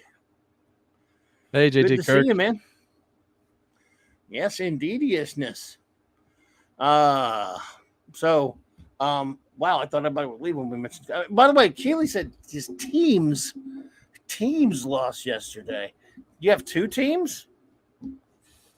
I know you had two teams. What are your teams? Because I know you're a Tide fan, obviously, and I They just won, assume you were a Cowgirls Barely. fan. Are you a Cowgirls fan? And who's your Matthew Pounder? Hey, they're good. Can see, buddy. Keely, Hey, what are Matthew. your pro teams? I don't know. 3. You have 3 teams. That's outrageous. I call foul. 15-yard penalty on Keely Falcons. Oh, now I can't even talk to you anymore. Falcons. Titans. Oh, come on. This still should be the Oilers. What's wrong with you, man? Are you allowed to have 3 teams? No, in I the don't same think you're sport? allowed to have 3 teams. I think that could be that's not allowed. But It increases your odds of winning too much. Yeah. no, you can have as many as you want. Keely, we appreciate you. But Keely, I'll tell you this. For 50 plus years, the NFL, my love for the NFL, especially my team, the Saints, was almost as big to me as my geek stuff, like my Star Trek and my comics and all that stuff. And 2 years ago, it was taken away from me. And I've lost my love for the sport, just went away. I still watch a little bit. But the team I hate most, and I can still remember, the team I hated most for the past at least 40 years has been the Atlanta Falcons. If you were to tell me 1 year your team's got to be garbage, but you could win 2 games, I'd say Falcons. Both Falcons games, and they got to be blowouts. Then we could just lose the rest. And I got to go 2-14. Now it'd be 2-15, right? Or 2-16, whatever it is now. They added a game now. They added a game. They added now, one, right? yeah. Yeah, and they took away a worthless preseason game. Yep. Yeah. See, I was always the opposite. I like the NFL way better than college football, but I watch a little college. But see, we're LSU down here. We only have one glory season. You're a Tide fan. You guys are spoiled. You've had like 1,000 championships, dude. Alejandro says, I know you're a classic Who fan, so here's a fun fact about John Pertwee. He was nearly in both Who Framed Roger Rabbit as Judge Doom. Wow, really? And Indiana Jones and the Last Crusade as Henry Jones Jr. Henry Jones Jr. I did not know that at all, Alejandro. And if that is the case, it's damn cool. I love John Pertwee. John Pertwee did have a cameo in Young Indiana Jones and the Attack of the Hawkmen or whatever it was, the Young Indiana Jones series.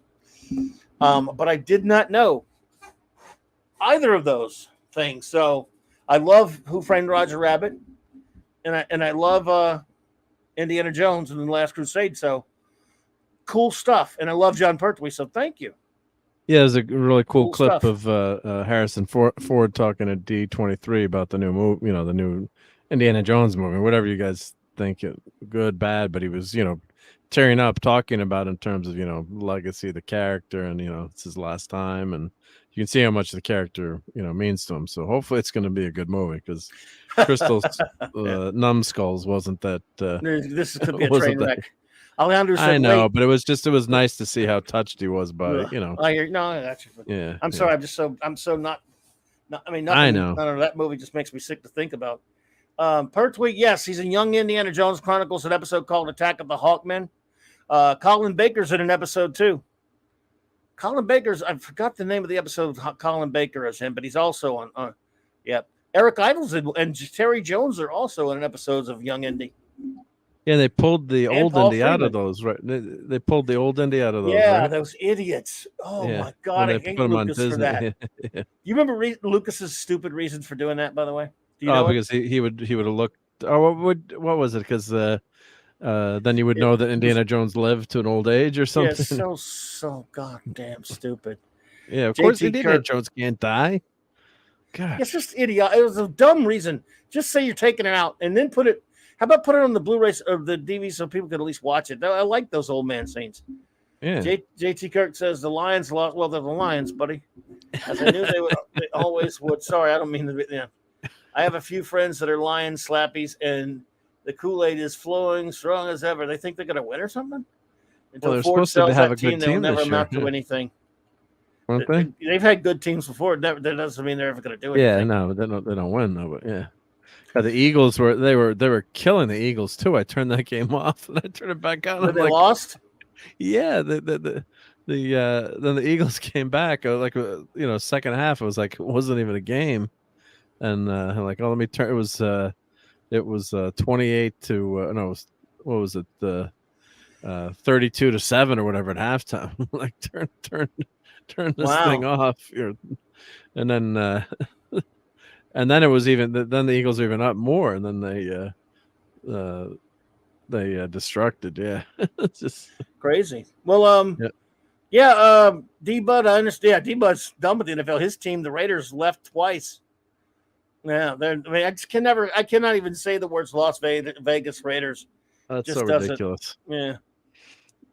I was like the Cardinals. It was season 2, episode 7, Palestine. Okay, cool. Palestine, 1917. Thanks. St. Louis Rams. St. Louis. First, there were the Cleveland Rams, and there were the Los Angeles Rams, and there were the St. Louis Rams, and now they're the Los Angeles Rams again. But your Raiders were Oakland, Los Angeles, Oakland, and now Las Vegas. It just doesn't feel right. JT says, yes, I crap you not. They spend zero money on already trash defense, and my buddies think they're actually going to win. No, they're not.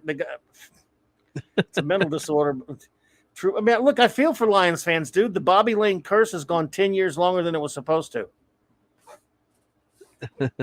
I'm sorry, everybody. I'm an addict. See, we weren't going to talk about sports. It's your fault. See, it's Mark's damn fault. Even though I brought it Your up. agonizer, please. Yeah.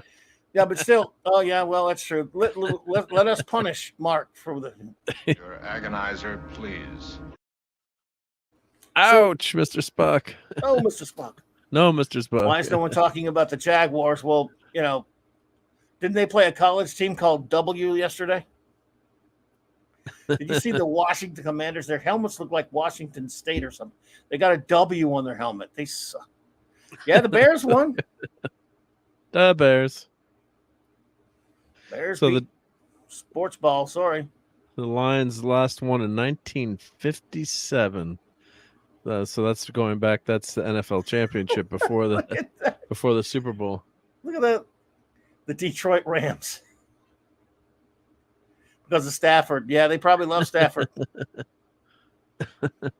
The Falcons, have you ever seen that shirt with the fourth quarter? It says 28-3 from that Super Bowl that they blew in New England. Now somebody made a shirt for yesterday. Some Saints fans. They're just coming. They're making a shirt probably because it was 26-10 in the fourth quarter. And they lost. They let Jameis Winston beat. Look, it's not like it was Drew Brees, a Hall of Famer, beating them. Okay, that's why I was sitting there going, "Oh, this game's over." I admit it. I did. I was like, "Dude, they're playing like absolute dog garbage. The Falcons are playing better. They don't have a chance." And then, holy shit! Because you can understand it if it's Drew Brees or Tom Brady or Aaron Rodgers coming back in the fourth quarter like that. But this is Jameis Winston. Let that sink in, Falcons fans. You let Jameis Winston come out. Yes, he had Jarvis Landry, and Michael Thomas receivers. But he played well, and they weren't blocking for him for 3 quarters, by the way. Yep. But anyway, I'm sorry we did sports ball again. I apologize. Yeah, it happens. It happens. Yeah. It's Mark's fault. Blame him. Yeah, blame the engineer. Yep. Yes. He is the engineer. Careless with the attempt. Here we go. See? Your agonizer, please. No, Mr. Spock.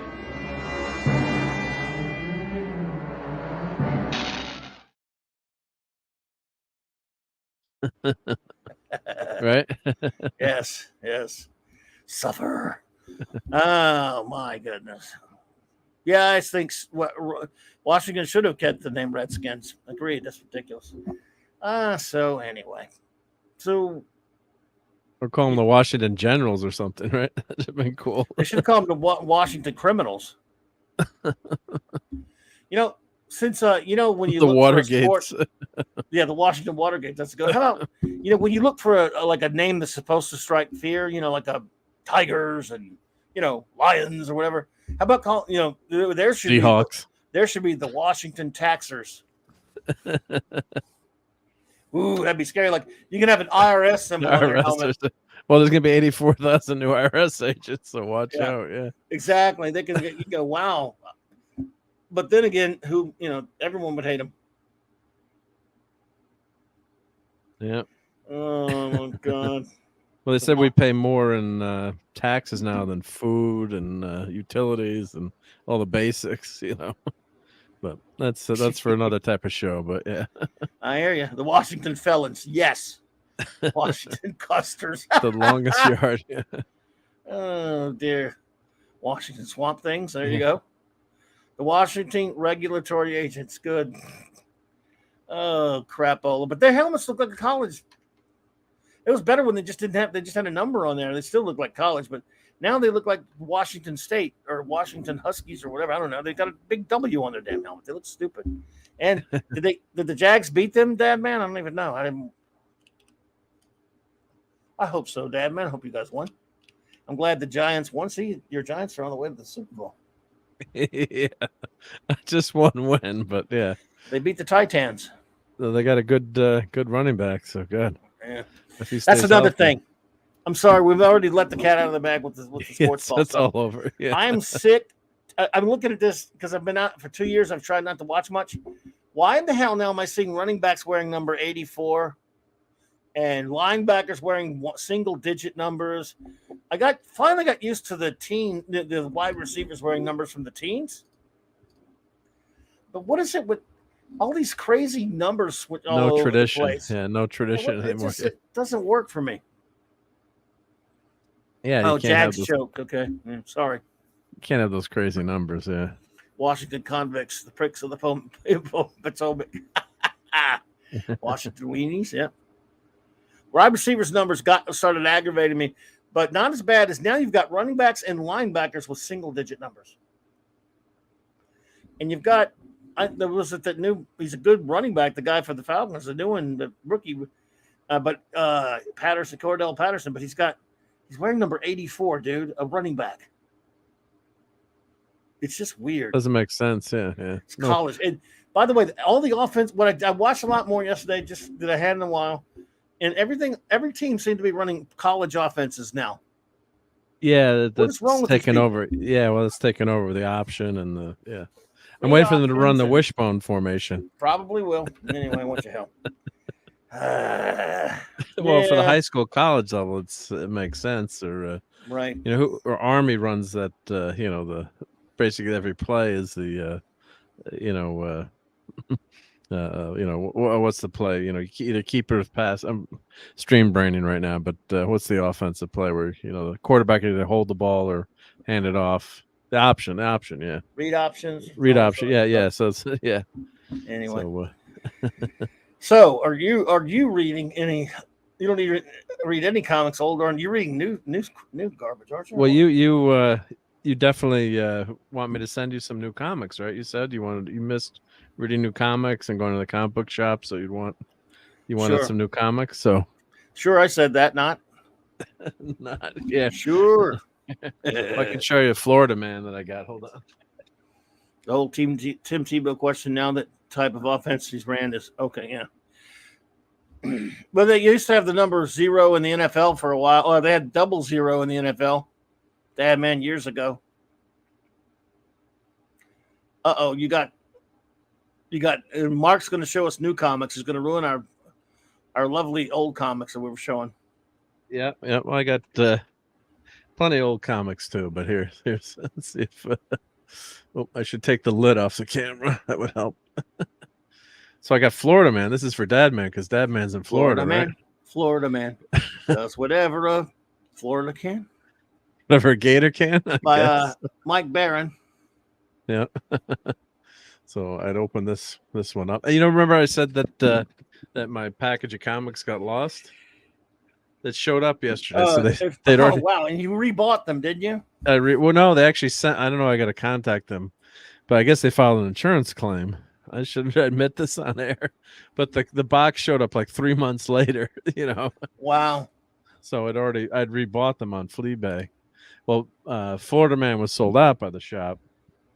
I'm like, wait a minute, what is Florida Man #1 in here again? And So then you have 2 copies of Florida Man #1. 2 copies of Florida Man. It's like, assuming all the pictures are in here are safe for. Yeah, well, here's like the alternate covers. You remember the suntan lotion copper tone? I guess it's a spoof of Yeah. the copper tone. Oh yeah, You'll never see that ad again, but let's see. that's a good one. Alejandro says, "Is California Man and the Mirror Universe Florida Man?" Yes, I think that would work. So this art looks pretty. It looks pretty decent. Yes, Mike Barron has gone on with the lovely Lorena Creole every now and then on her channel. Oh, nice. Yeah. Oh yeah. Let's see. Here's and this is for Dad Man. I've got Fortnite, Zero War.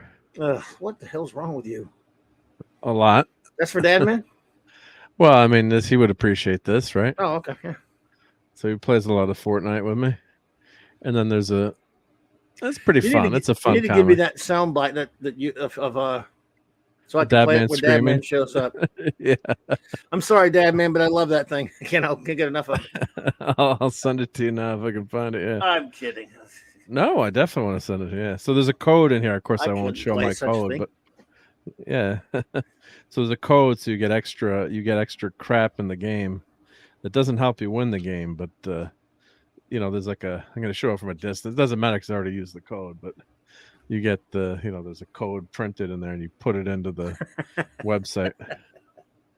Dad Man, I wouldn't do that to you, buddy. Boy, that looks like Ms. Marvel versus Ms. Marvel, Moon Knight #1 with Ms. Marvel. Oh my God! Oh God, she's the worst. I gotta head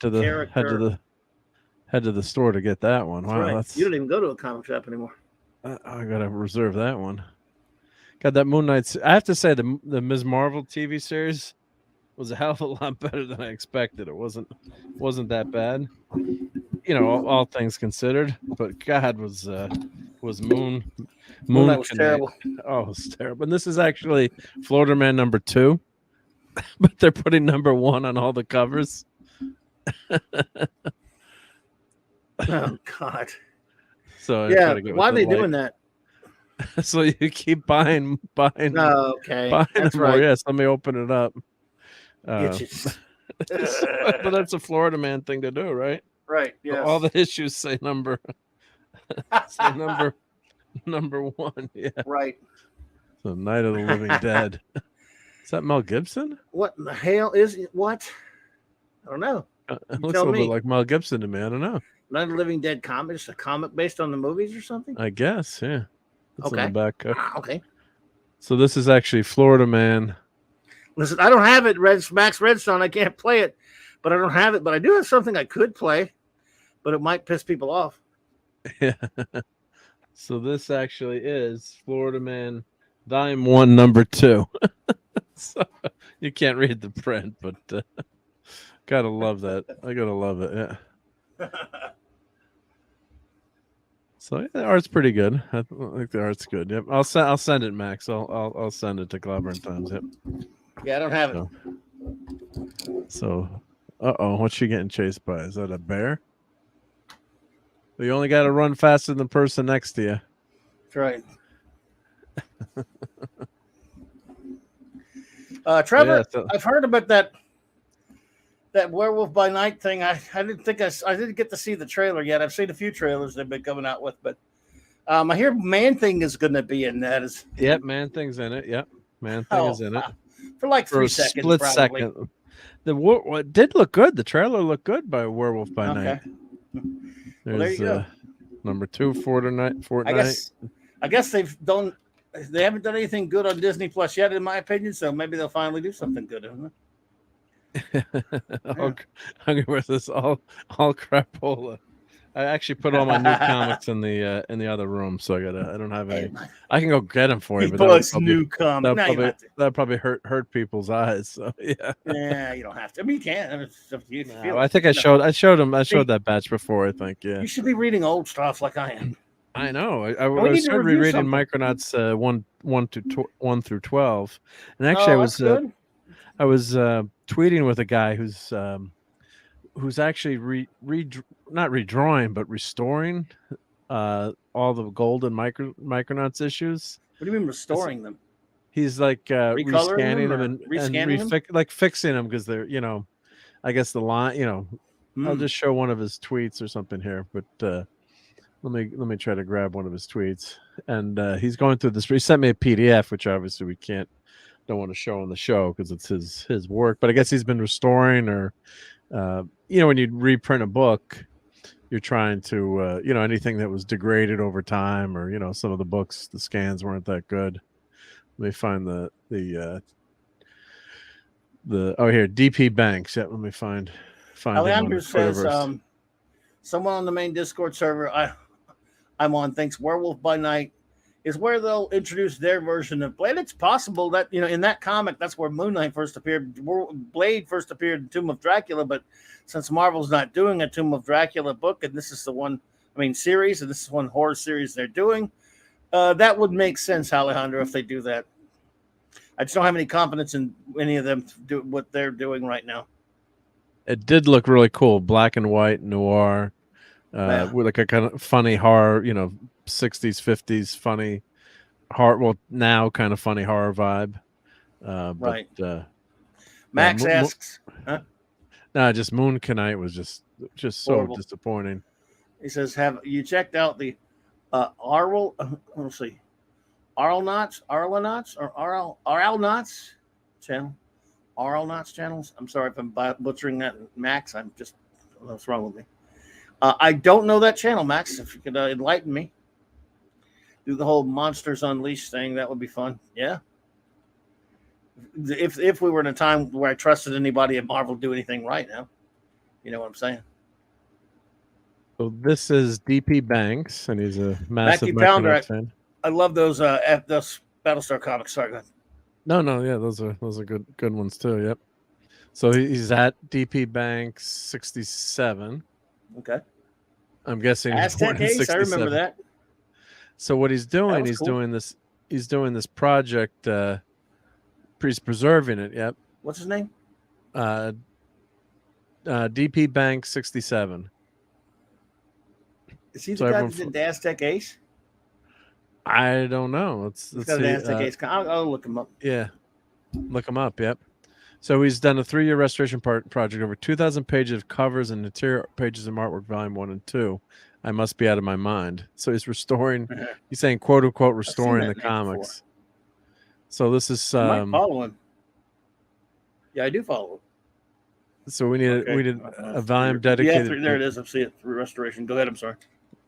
Yeah, so he's saying we need. I think we need a volume dedicated to featuring all of his interior and cover arts from the series. So he put that together. So he gave like his first 10 people who replied a copy of the PDF that he'd been working on. So it's all black and white, but it's really cool what he had done. So he's so here's. I follow him already. So yeah, I just didn't see that. Nice. So here's Golden's first issue cover. Right. And then the left is Dave Cockrum. I like the Dave Cockrum one better. Cockrum one is better. Cockrum one is better. I mean, it's more famous, but I like the Golden cover. I mean, the Golden interior. As much as I love Cockrum, Golden should do Micronauts, not Cockrum. Hey, yeah. Andy Masterson, what's up, buddy? Hey, Andy. Arnolds, let's see. They do remakes of Star Wars. They cut them up, redo the story lines, and also redub the voices. It's actually pretty funny stuff. Thank you, Max Redstone. Okay, and there's a link in the chat, folks. Sorry, continue, sir. Thank you. Yep. So yeah, so it's just if you go through his work, so he's let's click on this one. Yep. Yeah, I mean, so out of the two, Golden's the right guy for Micronauts, even though I love Cockrum. Yeah. Oh yeah. Definitely. Yep. No, I want your secret safe with me, hungry boy. Don't tell nobody. Some artists are better for others. I wouldn't want Golden anywhere near the Legion if I could get Cockrum, but Anyway, go ahead. Sorry. That's okay. Yep. Yeah. So he's I guess he's restoring. So I don't know if looks like he's recoloring, but he's not trying to change the colors. I think it's more of a restoration. Okay. versus Well, the reason is changing they can't things. be reprinted, so the only way they exist now is on old newsprint. I love old newsprint, everyone. Just saying. He was trying to, he's recoloring them to give them richer colors, and even though we'll never see a reprint of these, I don't think they did other than your black and white artist edition. They've never done they can't do an omnibus or a trade, right? Well, they did the golden. They did a golden artist edition. That's what I'm saying, but they can't do a trade with a color trade. Do a trade, I guess. So there's no trades of the Micronauts. Yeah. No. Yeah. So, and I don't know if they're available. I guess you can't sell them digitally either, right? No, they'd have to do a trade of them to be able to do that.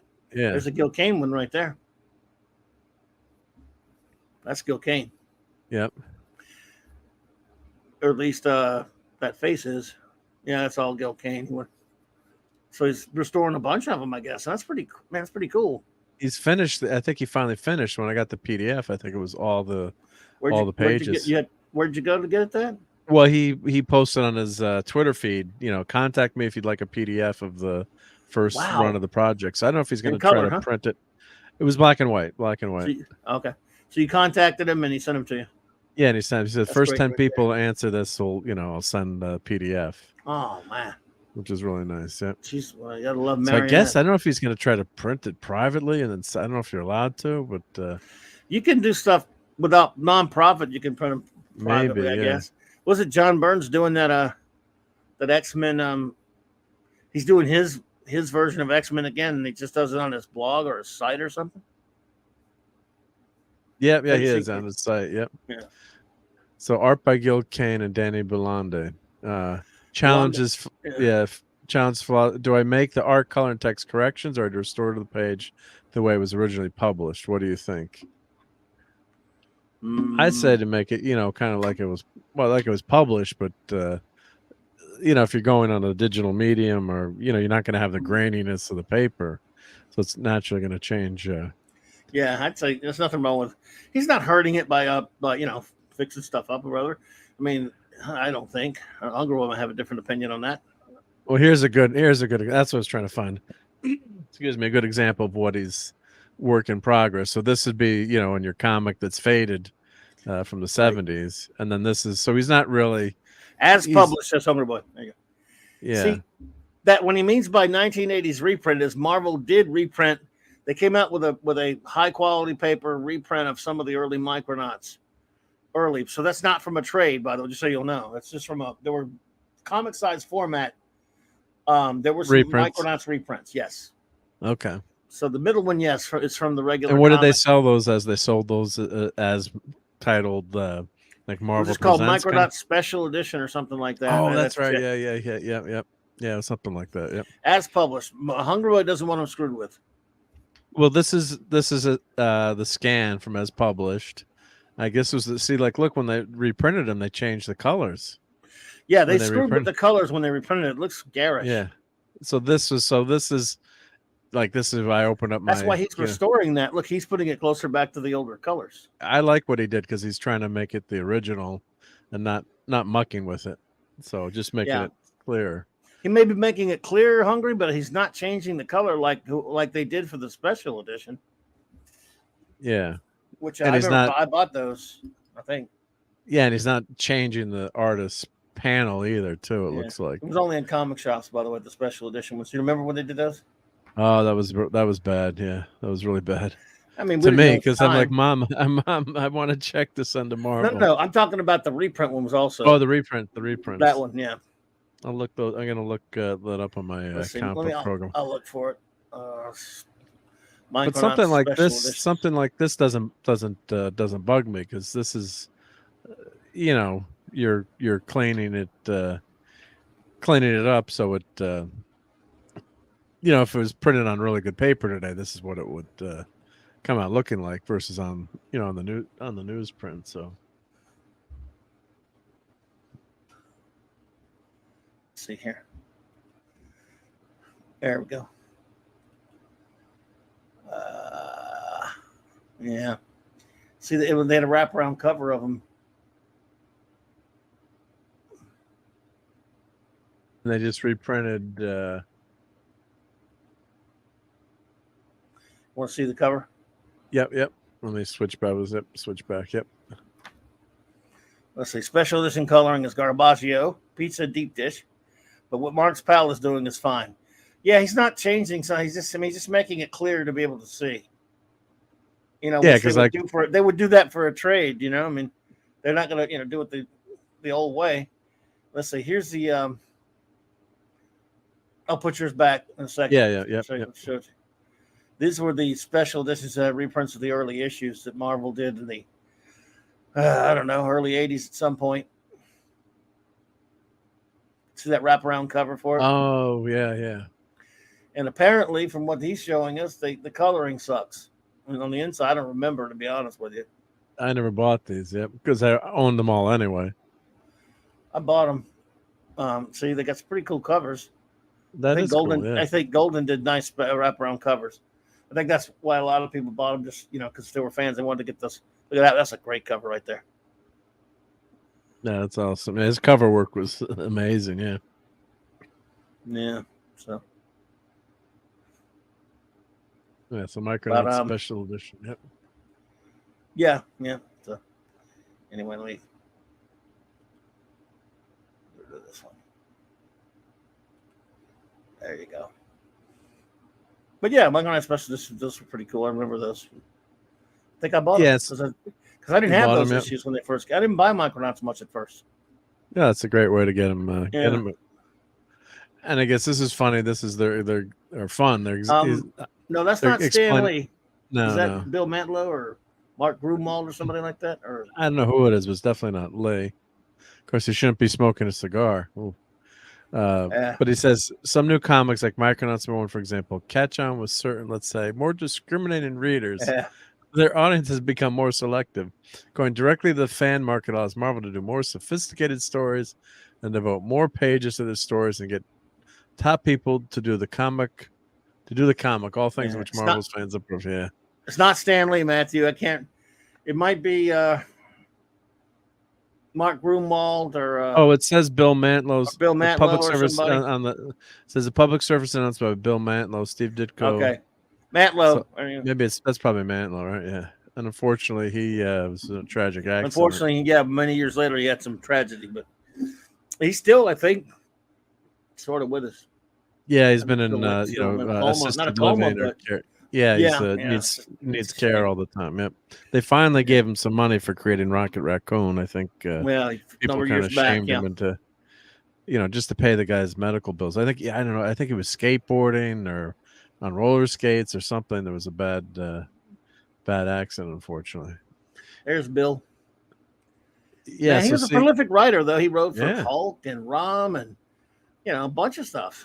And of course, Micronauts, and he wrote them for long periods of time. Well, I read that scene differently, made a chuckle for a long time at the self-promotion. Yes. Rollerblading. Thank you, D-Bud. Yes. Thank you, D-Bud. Yep. I knew it was something like that. Yep. So, yeah, he was good on Hulk, Matthew. Yes, that's Bill. Mark Grunwald's passed away. He's actually passed. Yeah. But so was Archie Goodwin. No, was it Grunwald or Goodwin? Both of them, maybe. Archie Goodwin was missed, boy. He was something. Yeah. So there you go. Great guys. I'm just trying to see. All right, here's one last one to show. But yeah, here's this is supposed to be white on the page, probably, and this is just faded. So when you read it, newsprint does that.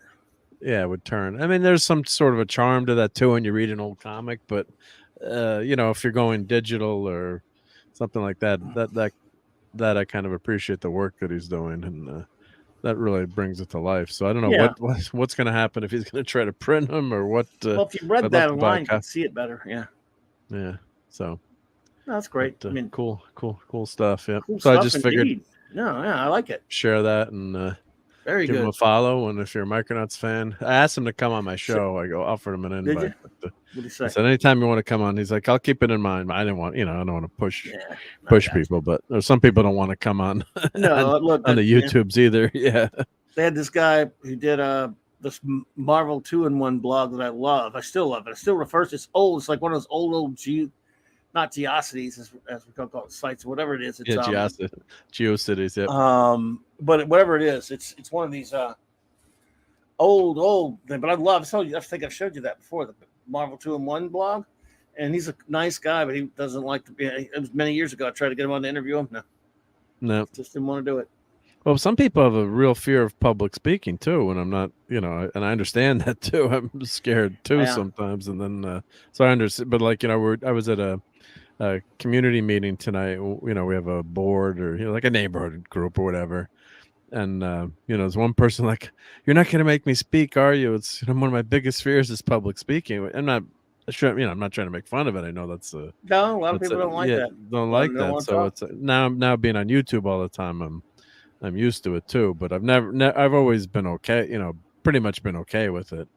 But it can be nerve-wracking. So like they asked me to do something tonight to speak. She's like, I'm really not comfortable speaking. I'm like, all right, I'll do it, but it's not gonna some people aren't into that sort of thing. But once you do it enough, then you're makes it easier. Yeah. So yes sir, 3 bags full. Hungry Boy says a tripod. Yeah, remember tripod? Those tripod sites. Yeah. Community meeting. Inconceivable. Inconceivable. Yeah. Well, what can you do there? Well, folks, I guess it's gonna. I guess we can start wrapping it up a little bit here because we talked a little bit about some comics. I don't know if you were here earlier. You weren't here earlier, so I was lurking for a bit because I had to finish some projects. Yeah. The comics I've read, my retro reads for the week. I highly recommend What If #3. You can't go wrong with some Dave Cockrum, Giant Size X-Men #1. This one and its sequel, this comic book, this sequel are kind of just if you're a Conan fan, they're kind of fun. They're Dirty Harry Conan.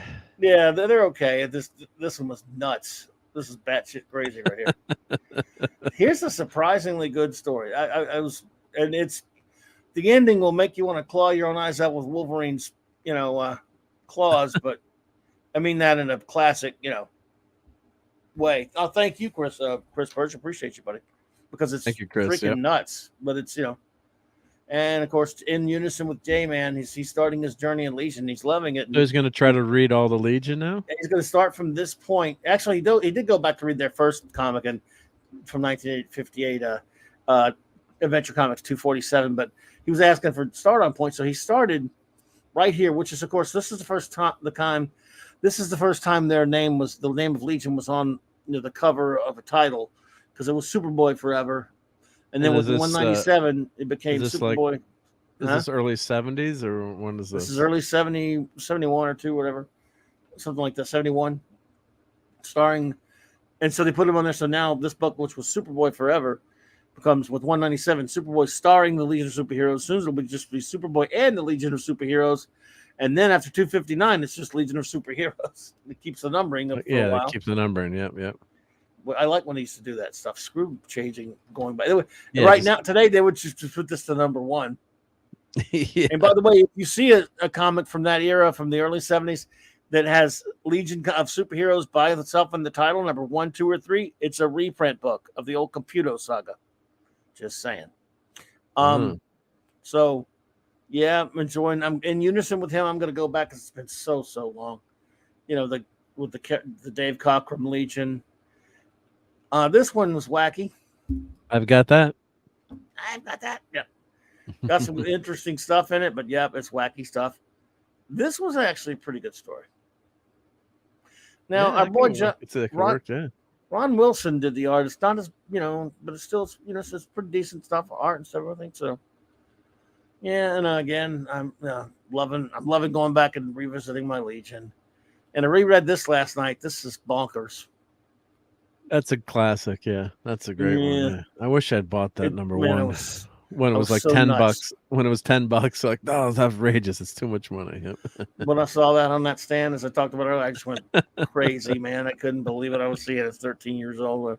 So it was a bonkers story, though. I mean, just in a fun way. Roy Thomas was. You read it now and you go, well, I'm not so sure that's the way that would go down. Even in that other universe, there, Roy. I don't know, man. Come on, man. I just don't know, man. I'm not sure Sue would do that. It really pissed me off. Now I see it's forgotten. What does Sue go off with Namor in that one? Well, you just. I shouldn't spoil it. No, I'm just Spoil it. kidding. It's a fucking 40-year-old comic. Yeah. I was just the ending pissed me off. To be honest, even back Right. then, it pissed me off. You know, yeah, spoiler. Like it's a 40,000-year-old comic. But yes, the ending is really annoying and stupid.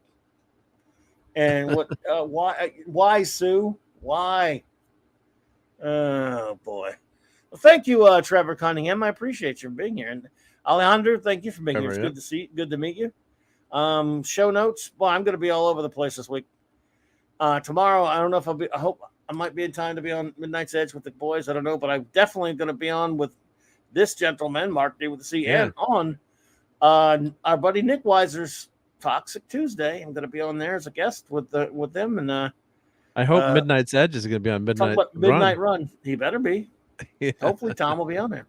Yeah. And then that's 2 tomorrow, maybe. There was 2 tonight because Loki and I did that show earlier, where we reviewed Batman Under the Red Hood. If those of you who didn't see our show on Loki's channel earlier, our review of Batman Under the Red Hood, if you're familiar with that film and you want to go catch it, go to Stone Loki's channel. This is a link in my description below to his channel. And then Wednesday night, it's another twofer because we're going to be on the comic shop. The comic book roundtable with Loki. I'm going to be on there. And you, of course, have an open invite, Mark. Unless you're busy, you're more than welcome to show up. That'll be 7 p.m. Central Standard Time. So you have the open invite. Let me know if you're able, and we'll shoot you the link. And then after that, my wild card Wednesday night, which I don't know what I'll be doing, but I'll hang out with you, fantastic pals and stuff. And I just appreciate you all being here with me tonight. And then Thursday night, that Clubhouse with Clobby, Raquel, and Mark geeking around about some Star Trek and other things. Star Trek month, right? Star Trek month. We'll trek a bit. We'll have all kind of fun like we always do. And then I guess I'll hang out on. I'll probably be over there at Nick's on Friday night, the comic shop, and then with the gang. And then Saturday night Star Trek, my friends, will be different. It will not be our standard. It's not going to be the usual review episodes of Deep Space Nine. Raquel's on an away mission. Yes, our wonderful friend Raquel. JT Kirk. Lovely. Saturday night, Alan Moraine. Sing-along contest and karaoke. Our wonderful first officer, Raquel, will be on an away mission. That threw me off totally, man. Damn. Sorry. I don't know what to say now. Anyway, so we won't have any. I won't be reviewing any episodes this week, but it'll be Saturday night Star Trek. We just don't know what yet. Figure out a theme, or we could play trivia. That trivia game all night. No, just kidding. No,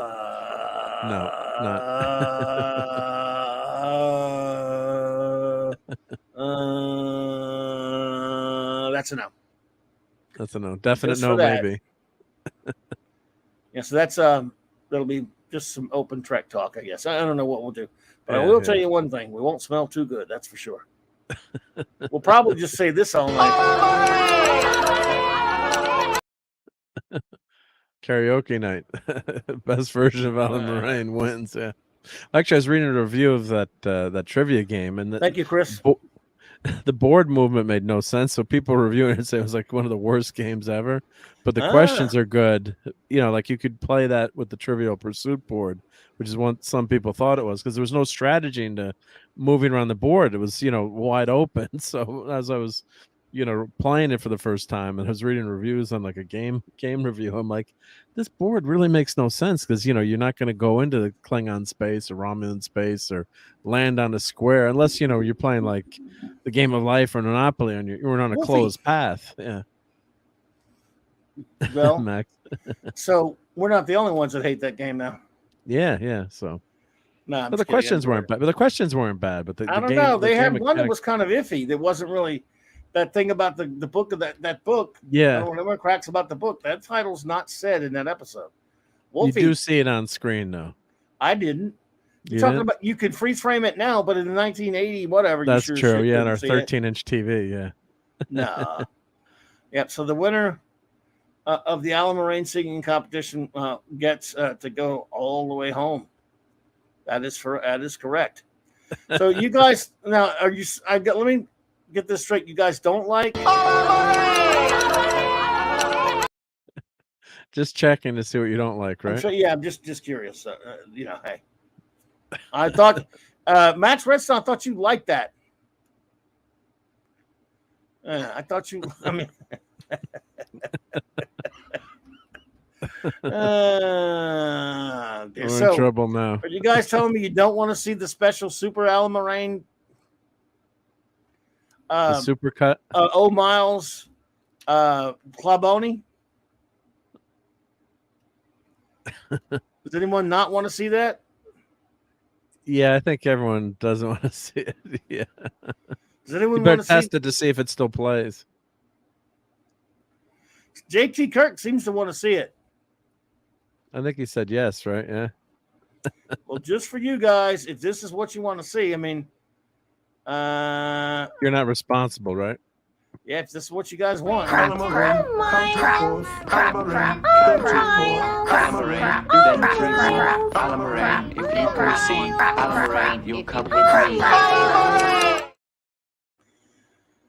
Blame Mark. Yep, blame me. Yep. And that the craziest thing is that's the on my channel, the of all the videos I've done, not that you expect to have, a huge number of views, but I have one with my Alan Moraine video has like 3,100 or 3,200 views, which is hysterical.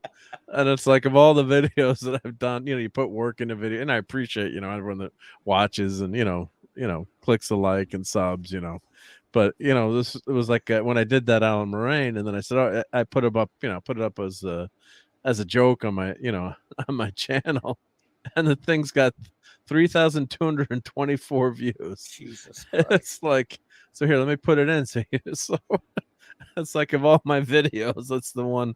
And of course, then I'm like, Nicole, I'm like, I got a video that went viral. Like, it's got like, at the time it had like 1,000 views. She's like, Dad, hate to break it to you, but 1,000 views isn't viral. That's not viral. Yeah, I know, but for me it was. Well, for you it was. Well, thank you all for being here with us tonight. In spite of the torture you've got to endure, thanks to Mark. Yeah. D-Bud, thanks for being here, bro. Appreciate you. Of course, the great wrenches, the great wrencher of the North, Chris Persia, the great bronze wrencher, Eric K. Thank you so much, buddy. Brian Hepburn, the great J-Man was here earlier. Phantom Outsider, I believe, was here. Classic Comics was here. Thank you so much. Polymies, Minion, and Pupper. Good to see you, my dear. Brian Hepburn, thank you for being here tonight. Gwagnar was here. Hungry for a Gorn rematch. Hungry boy, we love you, brother. Thank you so much for being here. Maddie's daddy, the great Steve Mitchum, was here. Father Miller was here, the Nerd Father. The Nerd Father doesn't want his name mentioned. So the Nerd Father was here. Please go to his channel and sub. Thank you, Father, for being here. We hope you're doing well. Masters Maniac Mexico MMM, thank you for being here tonight. Linrod, thank you, Linrod, for being here. Let's see here. Hang on. Let's find out who else has been here this evening. Bop. I'm getting to it, folks. We had a active chat, but yeah. So, but I couldn't have gotten everyone yet. I always think I do, and then I'll see someone. Larry, see, there you go. Larry was here. Grim was here. Hello there, Grim. Thank you for being here, Grim. Is he related to Ben Grimm, or is that Grimm? No, only have one M. Only one M. One M. Okay. J.D. Lewis, my friend. I need better. Nirvana Naxamander Bear was here. Thank you. I need better vamping music, probably. Polly's Minion was here, right? I got her. I mentioned her. Hey, Polymies. Yeah, let's see here. Trevor Cunningham, thank you for being here. And Alejandro, our new friend Alejandro was here. Yes, thank you so much for being here. We appreciate you. Alejandro Flores Ibarra, thank you kindly for dropping in. Thank you so much. And thank you for the super sticker, Trevor Cunningham. I appreciate you. And thank you to Eric K for gifting. He gifted more subs tonight. That's right. He did. Eric K. Thank you so much, brother. Really appreciate you, buddy. Did anyone else? Did Larry try to give some subs tonight again? He said he got refunded. He keeps trying, and people don't take them all. But that's sometimes it's just because there's nobody in there, and there isn't already a member. If you don't accept it, yeah. Or they're already a member sometimes. Yeah. In there, Dad Man walking, buddy. Dad Man, be good, bro. Keely Chow, roll that tide, my friend. Oliver Belamonte. Max Redstone, the great Maximum Redstone. JT Kirk was here. I probably got everybody now. We're gonna be sure though. Gonna be sure. I like to be sure about this kind of thing. Yep. I can't remember who you thanked, so I'm useless. Yeah. I got you. JT Kirk, I was here. Me either. Blue Moon. Matthew Pounder was here. Hey, Matthew Pounder. Thank you, buddy. Andy Masterson was here. See? If you don't go down the whole list, you can't find anybody. I write them down on Saturday nights. I don't bother to write them down on the other night, really. So, and this thing goes fast, so I miss people sometimes. Like it just jumped on me right there. I hope I didn't miss anyone. I hope I did not miss anyone, folks. See, Gary tries to shout people out, but he's got thousands of people in there, and it's not possible to do them all. Yeah, so it's impossible. Yeah. Yeah. And Doomcock's got hundreds of people in there, and he can't do it either. You can't. Hey, the Catman, aka D.D. Myers, popped in. Hey, Catman. That must have been after I scrolled up there. Okay, well, Catman, I think that's about it. I hope we did not miss anyone. I want to thank the great Mark D with a C for joining us. Please subscribe to his channel if you got any new videos coming up. I've been so busy, but it's a lame excuse. But I got a few things in the works. I pull things out off my shelf. So I got the Thing statue out I wanted to review. My wife's like, "You got to put that away." I'm like, "Not till I do my video." Like, well, do your video, damn it. Put it back on the shelf. So she doesn't want to see Ben Grimm. It's on her desk, like the side of her desk right now. I'm like, come on, doesn't this look great? So. And of course, sorry I missed the geekery last night. No, it's okay. All good. Yep. So thank you all, everyone, for being here with us tonight. I really appreciate you so much. You guys are the best. It's been a great time hanging out with you as always. Again, if you're a fan of the movie Midnight Run from the 80s, please join us. Great movie. Oh, great. I love that movie.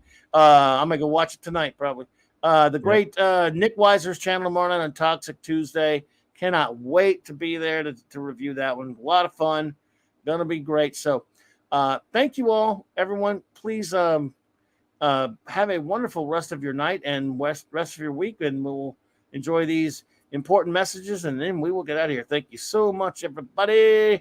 Have a great night. It's Clobberin time.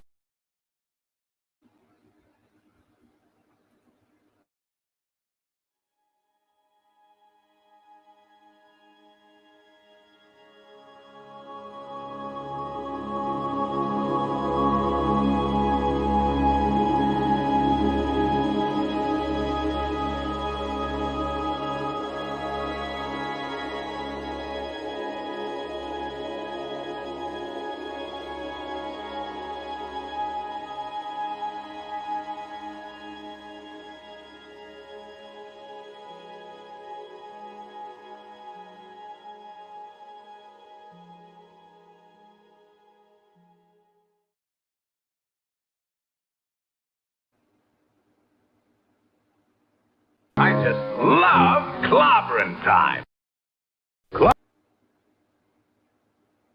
It's Clobberin time.